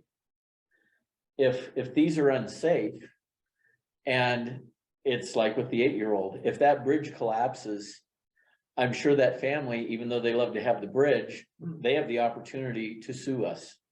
They have the opportunity to hold us liable if they believe we're, you know, failing our duty to do that. And so I've lived here since 1971. I've lived over there. I've played there my whole life as a kid. I don't want to see them closed. At the same time, I guess my fiduciary duty is in protecting the district is to see that we're not sued, is to see that we're not putting people in harm's way. And almost sadly, it's the opposite of what you'd think. So, I mean, we are just kind of protecting everyone. I mean, we're protecting the people, we're protecting our customers, we're protecting the water district. It's not just that it's a convenience. And like I said, I've used them my whole life. I played down there my whole life. well, to one of the constituents' questions, like, okay, what precipitated what, right? So we get, what, 4 years ago, Lakewood comes to us and they're like, you guys have an erosion problem with these pipe hangers. And we're like, and it started the conversation. Well, then we're like, who owns it? Who's this? Who's what delineates responsibility? And it's been cricket noises since then with Lakewood. And that's been my heartburn with this is, you know, we're like, well, if we manage it as the district, then we will manage the erosion and the support structure of the pipe. But we are not authorized to go further into the bridge thing and et cetera. And we have tried to reach out to Lakewood. I do know that. There have been people that have made trips down there to talk with them. So I'm just gonna leave it there. So I do think we need to probably supply them with a statement if Fox 31 wants that. I think probably giving them Director Morgan's statement, I think that's a good, if that's okay with you. Yeah, I'm happy to convey that. I think it would be most appropriate to come from Mr. Tice, just in mind. That's an operations sort of thing. Okay. All right, do we have any other comments from the directors or thoughts? Yeah, just 2 quick thoughts, you know, even worse, you know, it would be so unfortunate if somebody got hurt, a child got hurt there, regardless of lawsuits or anything of that nature. But what I find curious, I've been on site, there are some you wouldn't call them bridges, but wooden walkways that apparently are being maintained by the city to provide access to that area and these pipe hangers. So it seems odd to me that somebody, apparently the city, has maintained these wooden planks or whatever they are, and yet refuses to go beyond that. It seems like they're implying responsibility by trying to maintain these planks and these trails, and just kind of thinking out loud. Well, can we not guess that the city of Lakewood won? It's a cost issue and a liability issue, and they were trying to move both of those to Green Mountain Water. So certainly, that's what it That's a appears. fair assumption, but with that being said, and I know the constituents don't want to hear about infighting, and I wouldn't either. They just want a resolution. Well, I I hope for our sake, the city of, that's why I was asking her, what did the city of Lakewood really say? Because to me, I mean, lip service is wonderful. Action and actually cooperating with us and collaborating with us would be awesome. Well, and I wasn't at the city council meeting last night, but I heard that the mayor pretty much threw us under the bus, and if I'm just using that out of context, I wasn't there, it's hearsay on my part. But that would be inappropriate, you know, it probably should have said, why don't we reach out to Green Mountain, let's have a conversation without assigning blame, and it sounded like a blame was assigned last night, so. Which I have as a problem with that. So Jeff Tyus had a conversation with Kent when he was Community Resources Director with City of Lakewood, and she sent a follow-up email to him at 4:47 or something, and I will forward that email to the board, so you guys. What person? It's Kent Newland. Oh, yeah. The thrust of the email was an offer to cost share, essentially. Well, and I will tell you, I know we did approach that a couple of years ago, just for FYI for the public and for the news service listening. We did attempt a cost sharing. I can't give you the date, but I know that was on the table. And that was shut down by Lakewood. Well, I was listening last night, and my reaction was, I thought the city was saying, we'll look into it. In other words, a nothing burger. And you know, that's fine, let's start looking into it. But I didn't see him really taking a position one way or the Okay, other. I'm just, like I said, I wasn't there. So somebody's texting me while I'm at a different meeting, and I'm like, well, what's happening here? Yeah, I did listen to the public comment portion that affected Green Mountain, and I found comments from the council pretty banal. Okay, then I would retract my statement then, so. I was going off of hearsay, you know. Yeah, I was gonna say, I don't remember so much hearing that, but you know, I tend to be a little bit more tolerant. So basically, I heard nothing was going on. Then I would retract my statement on that, but I was I just. heard what you heard too. I thought he said, yeah, it's their fault. I hope, he said, I hope in a laughing manner, I hope we can get them to do something like it was ours. So it was our sarcastic, not a big deal. And Okay. I'm sure we say the same thing about them too. I hope they do something, so. Okay. They did, I think they did make an offer. That's a really big first step. So we're back in talks, and that's a big deal. I think my opinion is, again, we have nothing to go on, but the bridges, I'm still gonna call them bridges. I think they would have been put into effect. Nobody's gonna put a bridge in 50 years ago and say it's a pipe hanger. They were meant for the park, that's the confusion comes because the park, and we kind of all agree that the bridge would be part of the park. The park was deeded to the city, the park and its facilities, the bridge. So I was there, I'm that old, dinosaurs were still roaming around here. There were no fences, there was just concrete across there, and we would ride our bikes, it was sketchy. They were not bridges, They're bridges now, that's my and we point. never did that. As far as I know, we did not.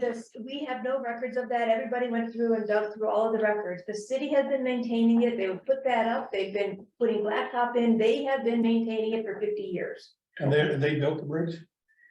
The developer built the bridge and deeded the park and its facilities to the city. Sure. And put in the sewer pipes and deeded the pipes and their facilities to us. So which facility is it? Is it the park facility or is it the pipe facility? And neither person has it. The park has been maintaining it since the beginning. But that's where we got into the thing where we looked into the legal ownership. But of that. nobody says this bridge is a facility. There is no real good delineation of that. That's right. There's basically no answer to who owns it. Okay, so, okay. And we needed to make sure that we're not gonna cause a problem. If that bridge fell, right now, the bridge is the problem, it's gonna fall and it would break. So I think we're in a good place to go from that. One thing I will say that it looks like the city it appears like they made a conscious decision to abandon the trail that leads down to that bridge. You've all been down there. It's rutted, it's eroded, the erosion's the problem, and they say it's a social trail, it's not maintained, and so that's kind of part of the problem. They made a decision to say, that's not the trail we want anymore. I gotta throw the flag up on that, because when you No. go up here on Green Mountain, and Yeah. any parks management, when they see trails becoming rutted, will shut down that trail and they create an alternative trail to keep the stormwater runoff in a rutted trail. That's just management. So where's the closure and rerouting of this one? Don't know. There's something going on, with it. It doesn't matter, but I don't know, you go down there, it's steep, it's rutted, it's slick, it's dangerous when you go down there. Anyway, I think it's a good first step. The agenda item for tonight was to be looking at the barricades and seeing what was going on. I don't think we need to do that now. I suggest we just go into executive session on it and see what we can do. Not right now, but, Well, I think we just need Figure to out. ensure the public, we will move quickly on this. When We will. Lakewood will jump into the negotiations, we will accelerate what's happening here, so. 2 items. Real quick, just in regards to the fees. Is there, just from an outside standpoint, having listened to this for a very long time, there's a lot that gets thrown around and can get kind of confusing. I wonder if it might be beneficial if, we put together, maybe as part of the newsletter or something else, we can put together kind of just a timeline, some statements, like some detail, maybe some photographs of the things that we're talking about, the specific bridge, like, is there something we can get to the public to help give a grounding of like exactly, there were a lot of questions that were asked about that. I think they're concerned about the one bridge specifically, and I think we need to run everything through Dylan. Like I said, I think we'll have some kind of a direction maybe later on tonight. We'll be going into executive session, but we do need to have Lakewood sitting at the table with us going forward on a solution. So. Okay. I was gonna make the same suggestion though. People are looking to be updated. I think it's a great place to use the newsletter if we get it going, even if it's not in place yet, as you get it developed, post it to the website and have regular updates to We it. could do a page regarding this issue, on the site with Yeah. some guidance, obviously from Right. council, what the board would like to disseminate as information. We can put photographs up, we can get information to the public in the best way possible. That way we can say, please come to the board meetings, say this, but also here's where you can get yourself up to speed on what is just like already laid out as information. Just a thought. That's a great idea. Jesse, it warms my heart to hear you of all people say we should maybe use a newsletter. This is fabulous. I like the newsletter. All I said was, Yeah. I don't like spam. So Yeah. I was very adamant about making sure it went to the public in the most appropriate way possible. And we will, but I think a newsletter, some sort of circulation, I would like to see. I don't think that we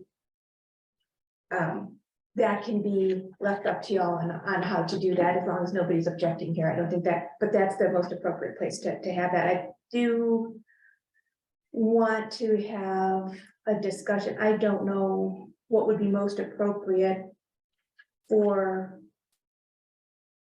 figuring out who or what to be contact person. We have been setting up a negotiating committee in the past. So maybe talk about the need for that in executive session and then come out and figure it out again. If anybody has any ideas now, and if we want a committee or a point person or just direction soon tonight. Any idea right now? All you have to do is motion. I don't know what to motion for. Motion to Committee create a now? committee and, you know, to, Let's, motion to create a negotiating committee for the Ravine Bridge to work with Lakewood. You're probably gonna talk yourself out of that in executive session. No.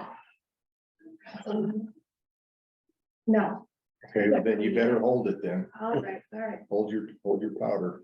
all right. Okay.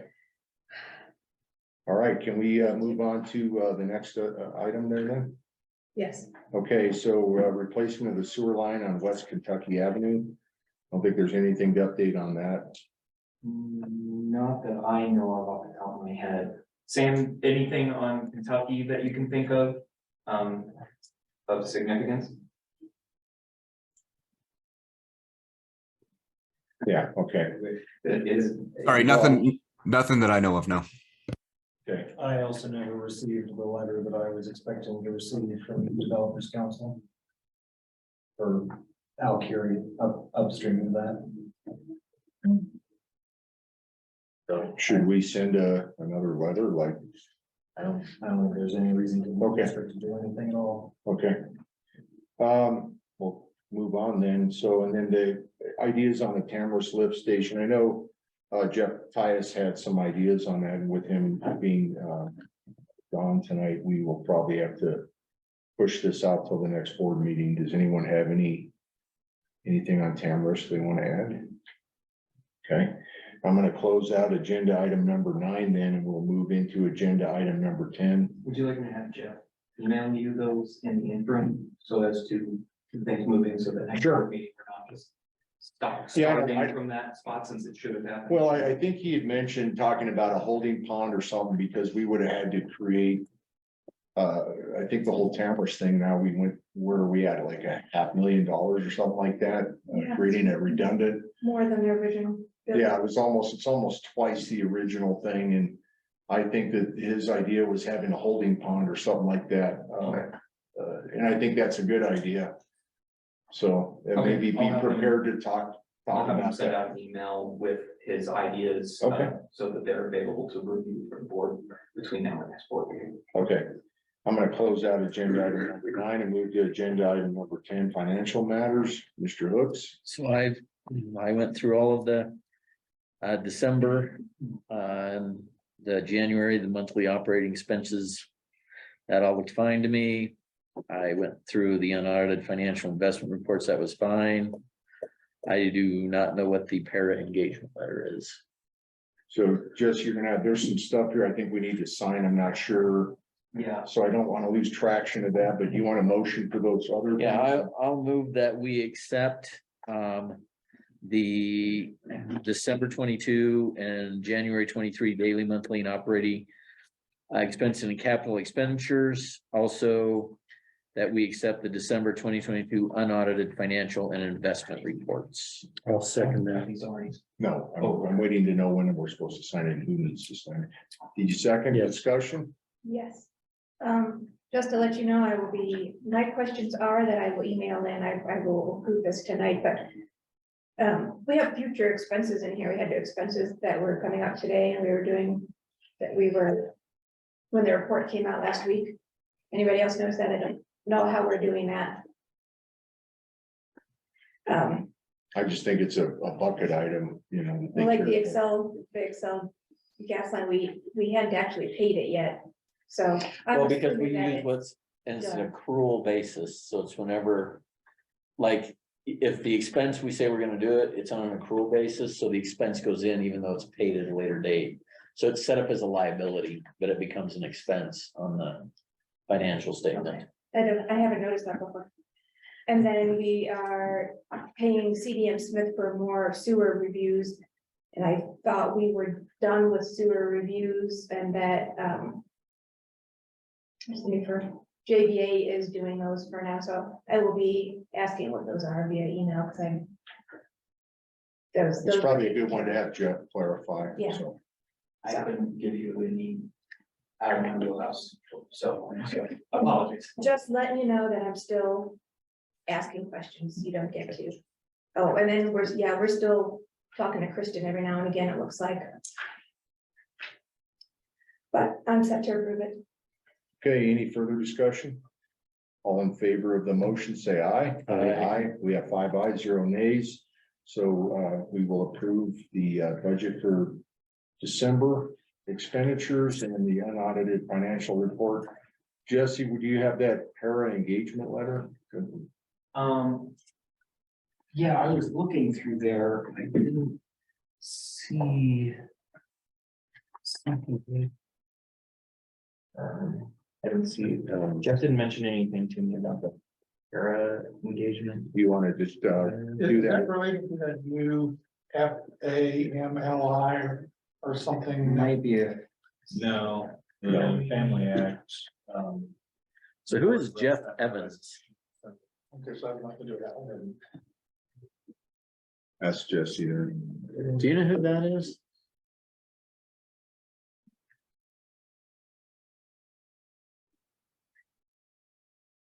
No.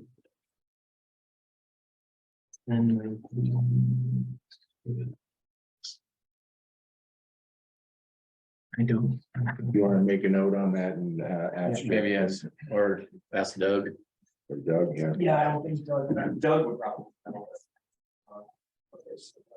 Okay, so we'll push out the parent engagement letter because it's not present for signature. And I, I'll pop into Jeff's office just real quick to make sure it's not sitting, That's because fine. one of the things was on his desk, I grabbed it, maybe there's another one on there. okay, I'll check that, we can circle back around and can find it. okay, and I'm gonna close out financial matters and go to agenda item number 11, directors matters. Subset A, newsletter. Anything you want to add? I didn't ask her this, now I thought the newsletter was done, so. Okay, then we'll move to the lobbyist discussion. I think the news, sorry, I was writing very fast. I don't know how Jeff writes that fast. I think the newsletter, I'm imagining, was in updating on that. But I think we need to send out an email today. What it said, what was going to be an update. So if there was no update on the newsletter. He did send out an email, Okay. Yeah, he said, a summary of comments. Okay. essentially. Okay, so I'm imagining that's what that likely was where he had landed on for a plan of action on that. So, from my side, I can at least give an update on where we're at. From a technical side, we have the email solution we use for the e-bills, as a marketing campaign as a tool. that So we got a we discount. use For newsletters. Yeah, With, I don't know, it doesn't say, but that's I a, figured out if how. you, that's what you would come down and do. Took a little bit of learning PHP, which I don't know how to do, but you have to code it into the form to automate the unsubscribe, otherwise you have to do it manually. So I think we've got that And sorted then out. there's So one from a above as technical well. standpoint, Run the next one. pretty straightforward. We'll run the first step will be a single send using for the Or I guess it may have been Great. a positive, it's either a and discount. then or a positive. the newsletter is just, you know, as the content gets built out, so I don't know where Jeff's at on half of the content will be generated, that will, like, for your suggestion, like, Dan and I are just working on the technical side of it, on writing it, plan currently. But that's the update I can give you from my end. So that's not, so we're ready, you know, we've got the solutions in place to execute it. And we've had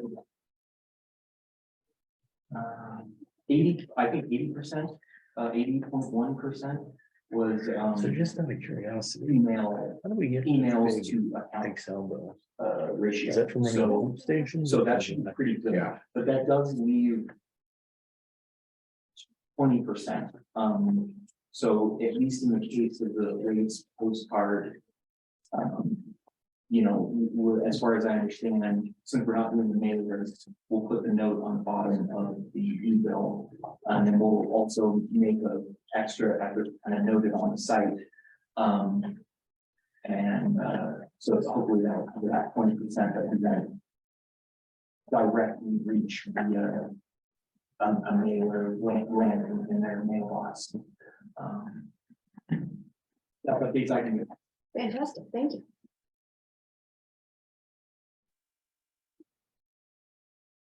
Okay, okay. Lobbyist discussion. Excuse me. We have heard from our lobbyist. Session starts. He did send a contract.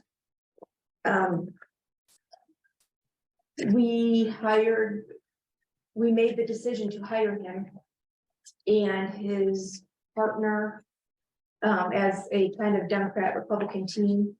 The Democrat part of that team has since found conflict of interest.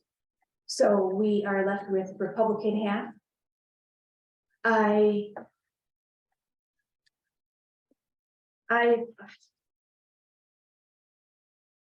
reached out again to a bunch of people, which is hard because it's I couldn't find. Right now, I am waiting to hear back to see. I found another firm that maybe is interested. I don't anticipate that will hold, but at this point, I'm just suggesting that we defer until we hear from that, and if not, perhaps delay this, which hurts my heart because this is, now that I see how hard this is to find somebody, I really think this is where the fight is at the state legislative level, because there's conflicts, nobody can represent us, they're all representing the big money. So, but I'm just suggesting a deferral right now while other calls still come in and see what goes on. I don't know what else to do. I would agree. I think we need to table that. It's not going well at this time. I think, did you want to explain, because it came up with one of the constituents tonight about the whole lot, just a real high level thing on the lobbyists that that wasn't specifically around Ravine Bridge. Yeah, it had nothing to do with the Ravine Bridge, although when we started looking for a lobbyist, we did find somebody who was willing to work at the city level, so for things like that, I assume. But what we started off looking for was somebody to help us affect change at the state level. With various issues that may be different from the rest of special districts, we have a lot of interest in the metro district issue because that affects us. Where we have 5, 7, how many litigation suits against us from developers in metro districts? So that does.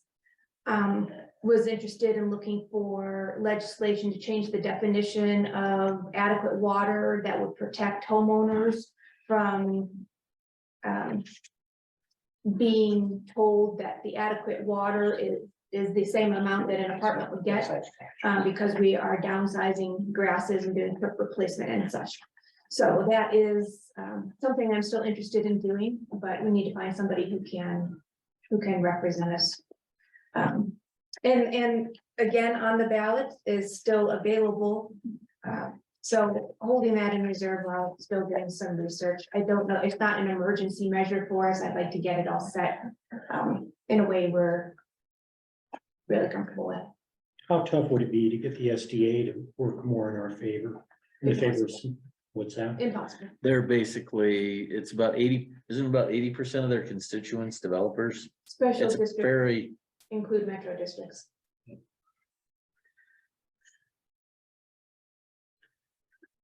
Yeah. They just have more money, it's just, it's impossible, they're all lobbyists have a client that's a developer, somebody with money, they all do, this is where the battle's at. Is at that state level. So we will do what we can here in the meantime, so that is, my suggestion for now, to hold off on that. Thank you, Director Morgan.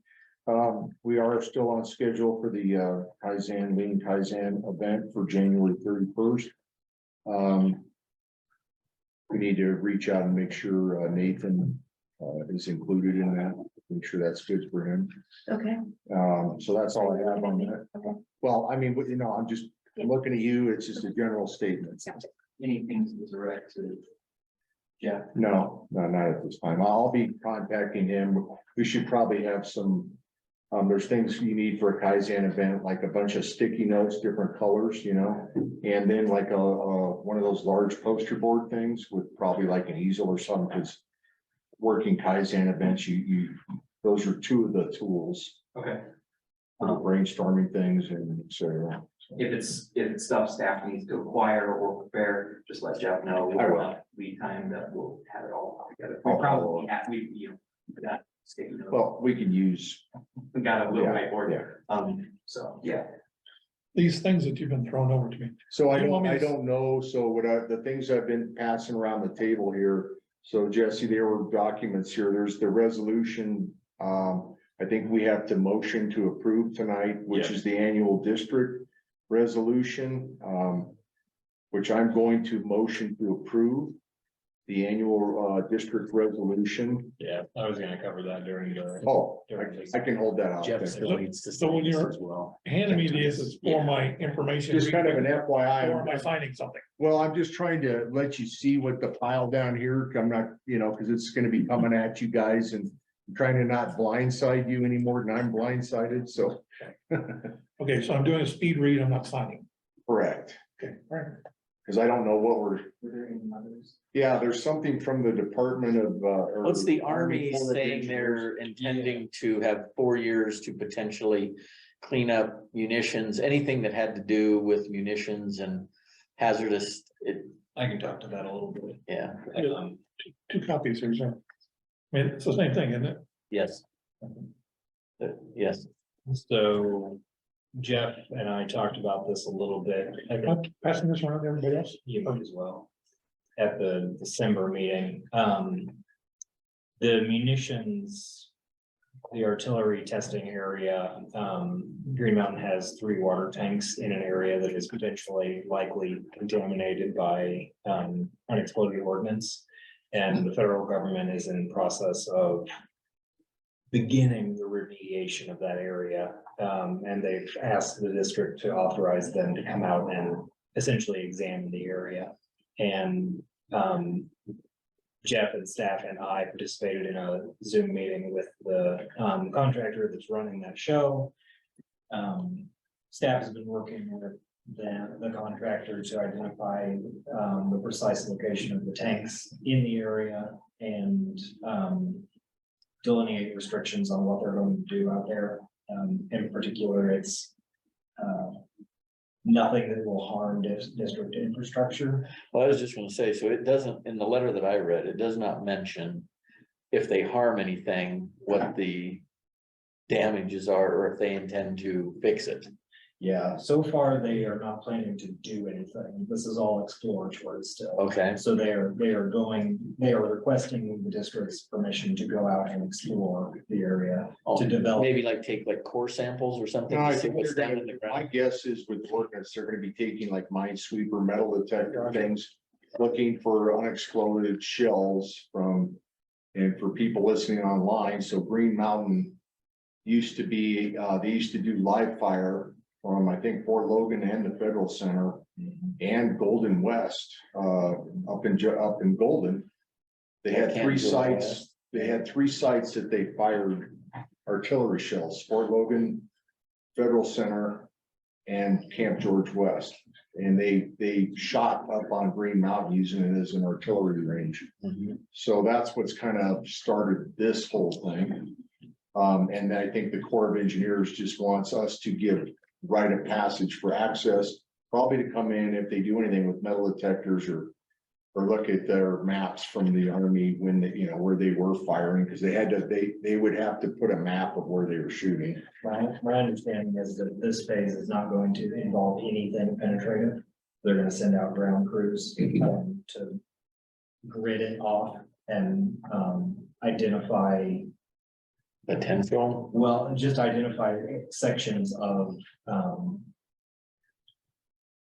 like further exploration. So like one of the issues is they're gonna be mowing areas to Okay. determine whether it's even possible to do penetrative exploration. So one of the issues for the district is no herbicides within so many feet of their water tanks as part of the CDPHE restrictions. Right. So Jeff and staff are coordinating with them to get those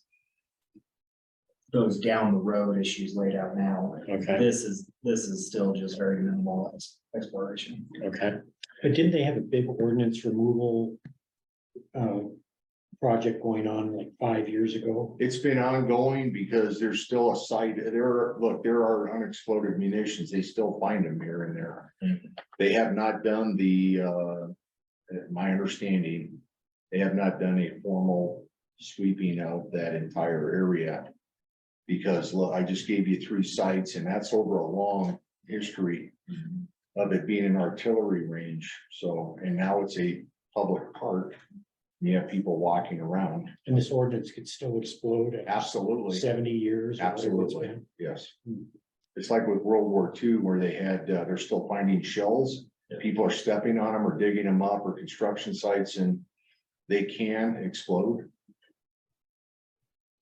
Anyway, there is a paragraph here about making repairs and stuff like that, so that might, paragraph. So Dylan and I just need to sign on this and then Jeff can. Right there. Yeah, you can sign it or even authorize Jeff to sign it.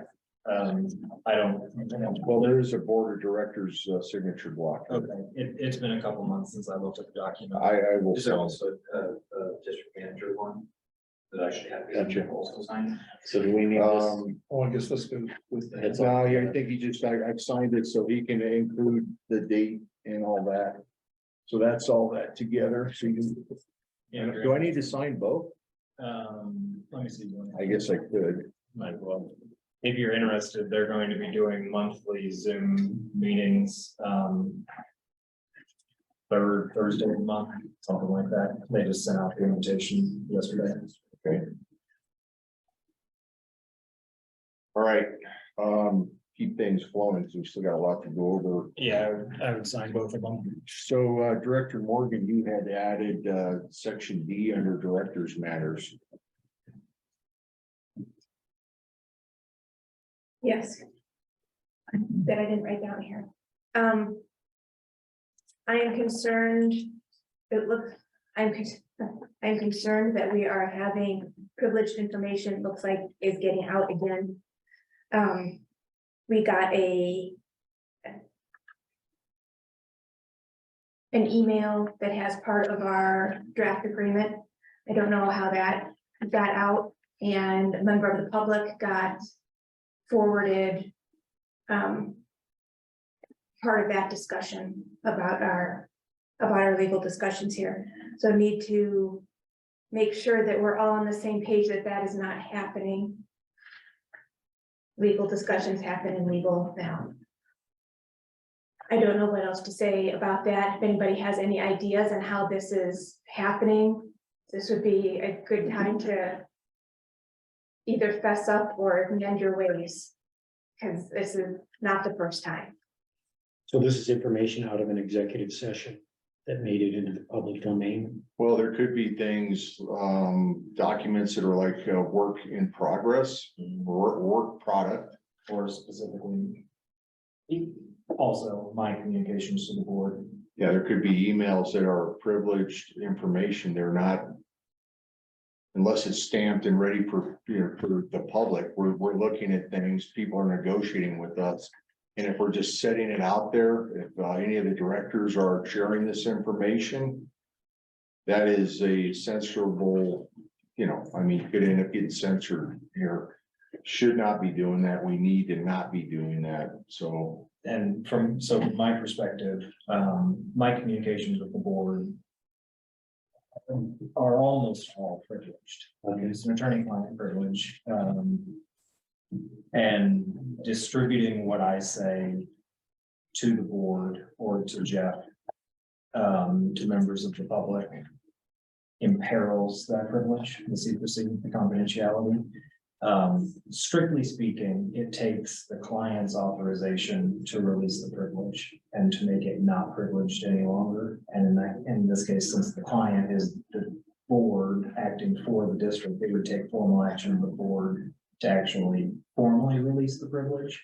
But it's also an issue of closing the barn door after the horse is out. It's like you can assert a privilege, but if everyone knows what I've been telling you and what my legal advice is, then there's no secret. Yeah, this certainly makes sense. How can we ensure this doesn't happen, or how can we commit to this as a board, or? We're doing it right now. Okay, but I mean, It's like take an oath, sign a document. You already what did. do we You do? did. You already have.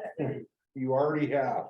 Go forward at your own peril. Yeah, so the two things that I would say are, be careful with my emails, especially, and mine especially because it's a privilege, but also communications from, Jeff, which may be confidential. You know, he sends out things that are work product, that are not legal work product, but are still, like, for example, wouldn't be subject to Cora requests. But the other thing is, executive sessions. So executive sessions don't have, for the most part, the same formal protections that attorney-client privileged communications do. So if it was like an executive session for purposes of negotiating, that's not legal privilege. There's a recording. Someone could Cora the recording and we would say no because it's an executive session. But if a director casually or intentionally or inadvertently just talks about what occurred in the executive session, there's no pulling that back either. So if you happen to know someone who knows the person you're negotiating with, you lose that advantage.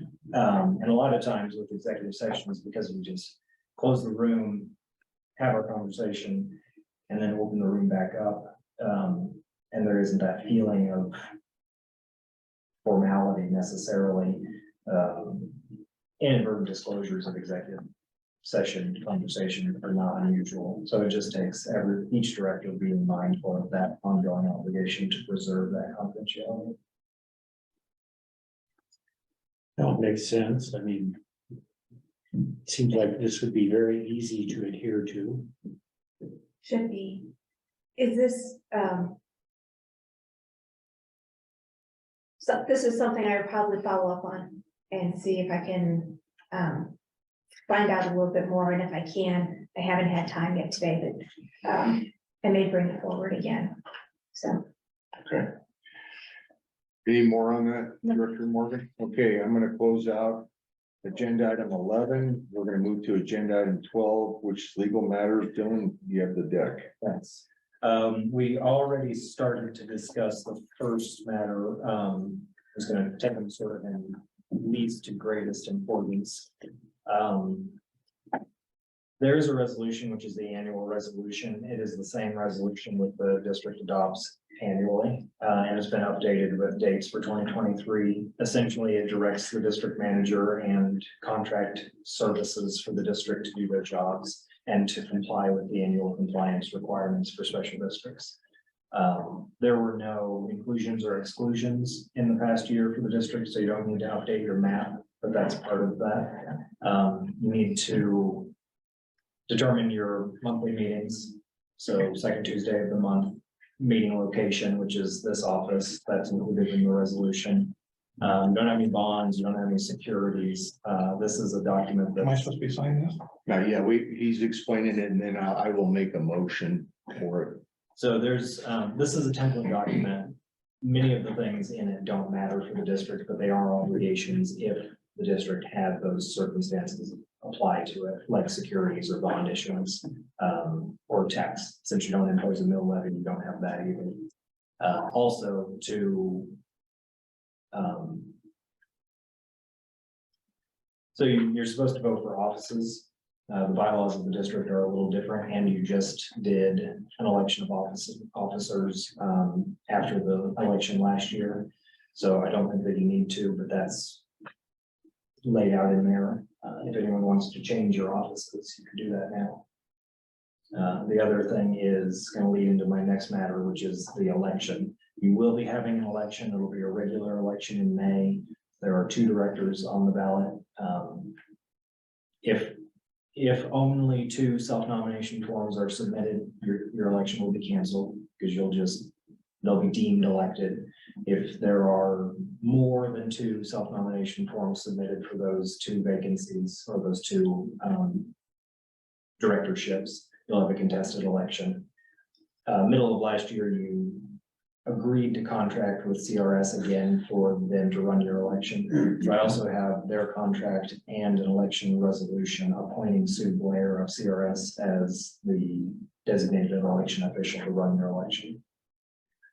I'm happy to answer any questions about the annual resolution or the election resolution, but it's my recommendation that both of those be adopted by the board. And are we assured that the 2 directors will run again?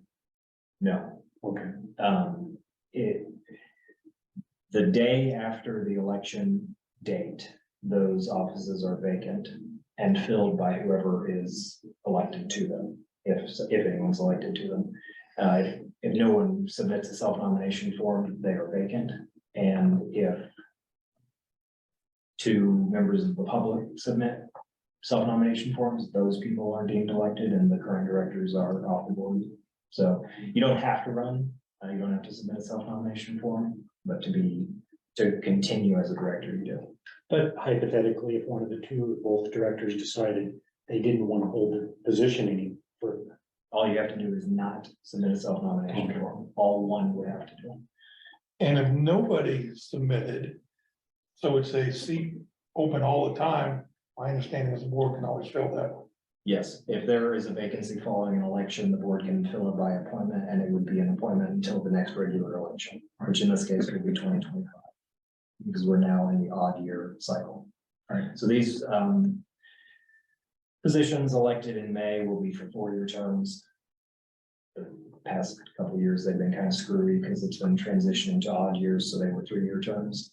But we're back on the 4-year terms. Now, I noted in this thing, you mentioned the 4 officers, but Roger was listed as being any officers or. He is not an officer, that's correct. So that's why that was done. Right, yeah, there are 5 directors. This district has 4 officers. Gotcha. Understand that. Okay. Okay, so if there's no further questions, I would motion to adopt the 2023 resolution to include, what's the second item there, the election resolution, annual resolution. an annual resolution. Do I have a second? I will second it. I have a second. Do we have discussion? No further discussion. All in favor of both motions, say aye. Aye. Aye, both motions pass. Dave, you can sign, I will sign. Okay. All right, Bill, you're. And here's the election resolution. That's for you and secretary. Any pencil work? Swap, yeah.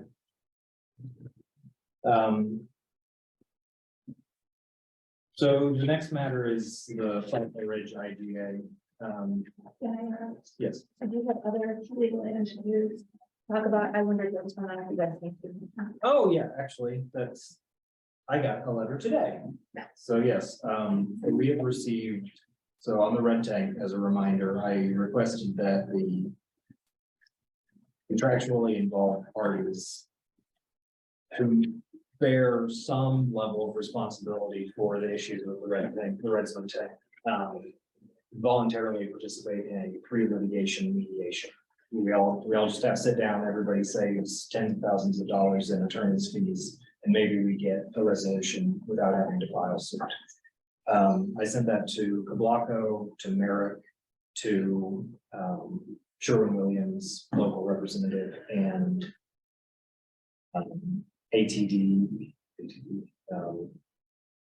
the owner's representative, who was supposed to be inspecting the contract performance.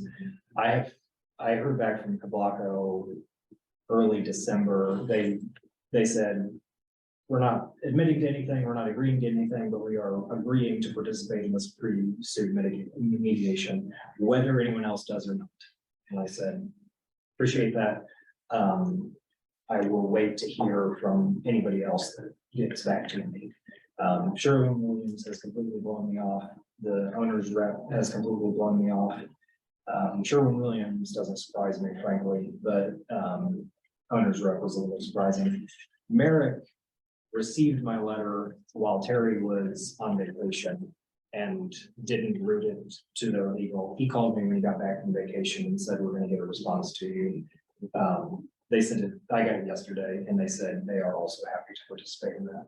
So at this point, it's my recommendation that the district participate in a pre-suit formal mediation with Kablaco and Merrick and just the two of them, and evaluate its options with respect to the other parties after that. And I think that that should occur February or March. Do you need a motion for that, or are we just good to go? You have already approved that course of action. So I'm going to reach out to them and schedule that. What I would like from the board is, either now or possibly at the February meeting, 1 or 2 directors to participate in that, and to help me schedule it. 1 or 2, because I don't want it to be a meeting. Okay, do we have any directors who would like to volunteer for this? I'll sit in on them. Okay, all right. I'd be willing to sit in on it, but I'm traveling quite a bit next couple of months. Well, remember, you can, it's just, certainly yeah. advise them. yeah. Okay, so there you got your 2 directors. All right. Thank you for both of you stepping up. So I can zoom from St. Kitts, correct? Yes. Okay. Nice. On other general legal matters, the Young versus Green Mountain sewer litigation, there was a status conference yesterday. I was in a board meeting, so my partner John attended that. The district is being represented by insurance counsel. They're currently going through limited discovery in preparation for the Trinity hearing. Trinity hearing is it's a reference to a case, but it's going to be a determination of whether the district escapes liability essentially because of the Governmental Immunity Act. So that hearing is going to be February 2nd, I believe. It's going to be conducted by insurance counsel for the district. I'm anticipating that I or John will attend and observe also. Staff have been putting together responses to discovery requests. I reviewed those, insurance counsel reviewed them. There don't seem to be any issues from plaintiff's counsel with that. There is still, as far as I know, no formal settlement demand from plaintiffs, and I believe everyone is just intending to proceed with the Trinity hearing at this point and sort of see where the chips fall. You heard about Timmons litigation previously. I will, of course, update you if anything happens with that. The Big Sky litigation is set for oral argument on February 15th at 1 p.m. Scott Gessler is going to be conducting that. If you would like, I'm happy to reach out to him and ask him to provide an update in advance of that. That's the day after the February. Oh, by the way, I did call him the other day, to see where we were at, and he said he was gonna call you. Did he do that? He is not yet. Okay. I am working with him. I'm working with his law partner on another matter. Okay. So I'll reach out to him. I'm gonna go watch that oral argument. In part because I think it's of value to the district, but also because I think it'll be very interesting. So I'll be downtown. That's at the Court of Appeals building. That's in February. February 15th. Those things are open to the public, right? Yeah. I know the obvious answer is, don't you have anything about it? Well, I don't know what they're doing with COVID these days. They were live streaming them for a long time. I don't know if they still are. So I don't know. I haven't been down there in a long time. Lakewood does hybrid. Yeah.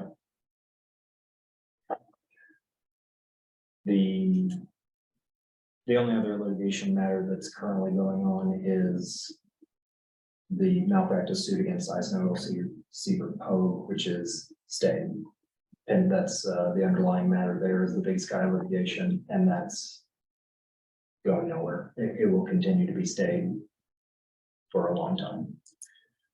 Now, I was asking Scott what the sense is as to how we might do on February 15th. Do you have a sense?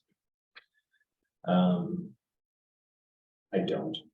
I don't have any idea what the appellate panel is going to want to hear about. And I'm not going to provide any analysis of the relative merits of the position in an open session.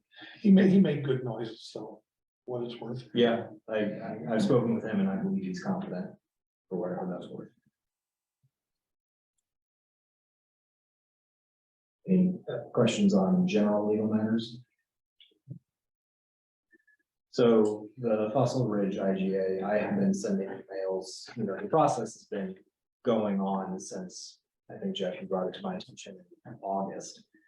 So it's been going on for quite a while and I've been sending drafts. And I think that probably there are now two aspects to that whole process. And one of those aspects is the request for service for the 87 or 94 additional EQRs from Solterra that Neil raised earlier. And the other issue is just generally the negotiation of the IGA or a second amended restated IGA. I don't think I have any comments right now that are appropriate for an open session, but I'm happy to answer questions generally or to proceed to an executive session. I think we should proceed into executive session. Okay. I don't have anything for the open. Okay, I just need a motion. I will motion that we move into executive session for legal advice concerning, there will be two items. The IGA Fossil Ridge and Ravine crossing. We will have two items in there because we had added that. Yeah. Do we need to do that? Let's do that separately. We'll have another, okay, Yeah. so withdraw my motion. I'm making a motion that we move into executive session for legal advice concerning the Fossil Ridge IGA. I'd second that. We have a second. Do we have discussion? No discussion. All in favor of the motion, say aye. Aye. We have 5 ayes, 0 nays. We will, the motion is passed. There you go. As the district's attorney, it's my opinion that the discussion of the matter announced in the motion to go into executive session constitutes a privileged attorney-client communication. I am therefore recommending that no further record be kept until the executive session has been concluded. And further that everyone from the public be excluded from the meeting except for the board of directors and myself. The time is now 10:25, and we have returned to the recording because the attorney-client communication is finished. The participants in the executive session were the board of directors and myself, Jeff Woods, general counsel for the district. For the record, if any person who participated in the executive session believes that any substantial discussion of any matters not included in the motion to go into the executive session occurred during the executive session, or that any improper action occurred during the executive session in violation of the open meetings law, I would ask that you state your concerns for the record. I would further caution participants in the executive session to confine their discussions of the contents of the executive session only to those members and participants of the executive session. Seeing no statements of improper discussion, the next item is discussion for the Ravine Bridge. I make a motion to enter into executive session. I will second to it. receive legal advice concerning the ravine crossing. I will second it. We have a second. Do we have discussion? I would like legal opinion on whether or not this is necessary for a legal executive session or a session on negotiation. I have some questions. Can we do this as a legal one or we modify it as a negotiation?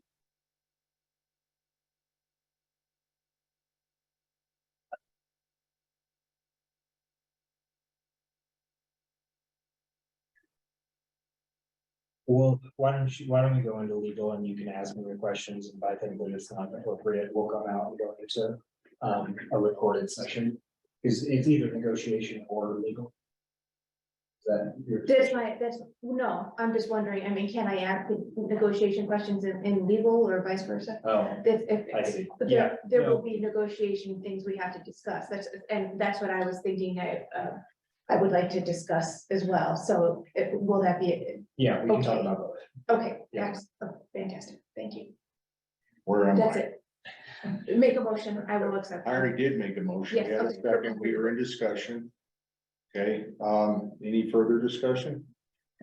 No further discussion. All in favor of the motion, say aye. Aye. We have 5 ayes, 0 nays. We will now move into executive session.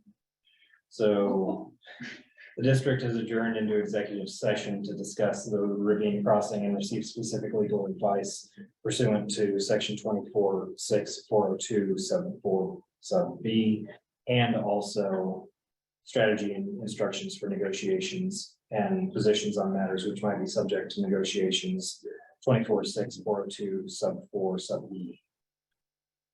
I'm recommending that the recording be terminated, as this will constitute an attorney-client privilege communication. Time is now 10:27. I'm asking that the recording be turned off and the room empty.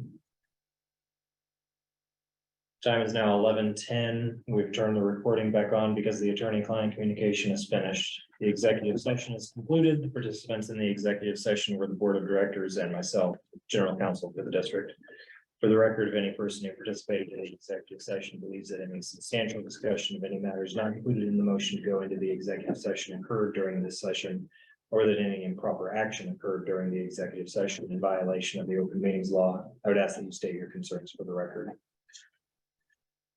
Seeing none, that concludes legal matters. Okay.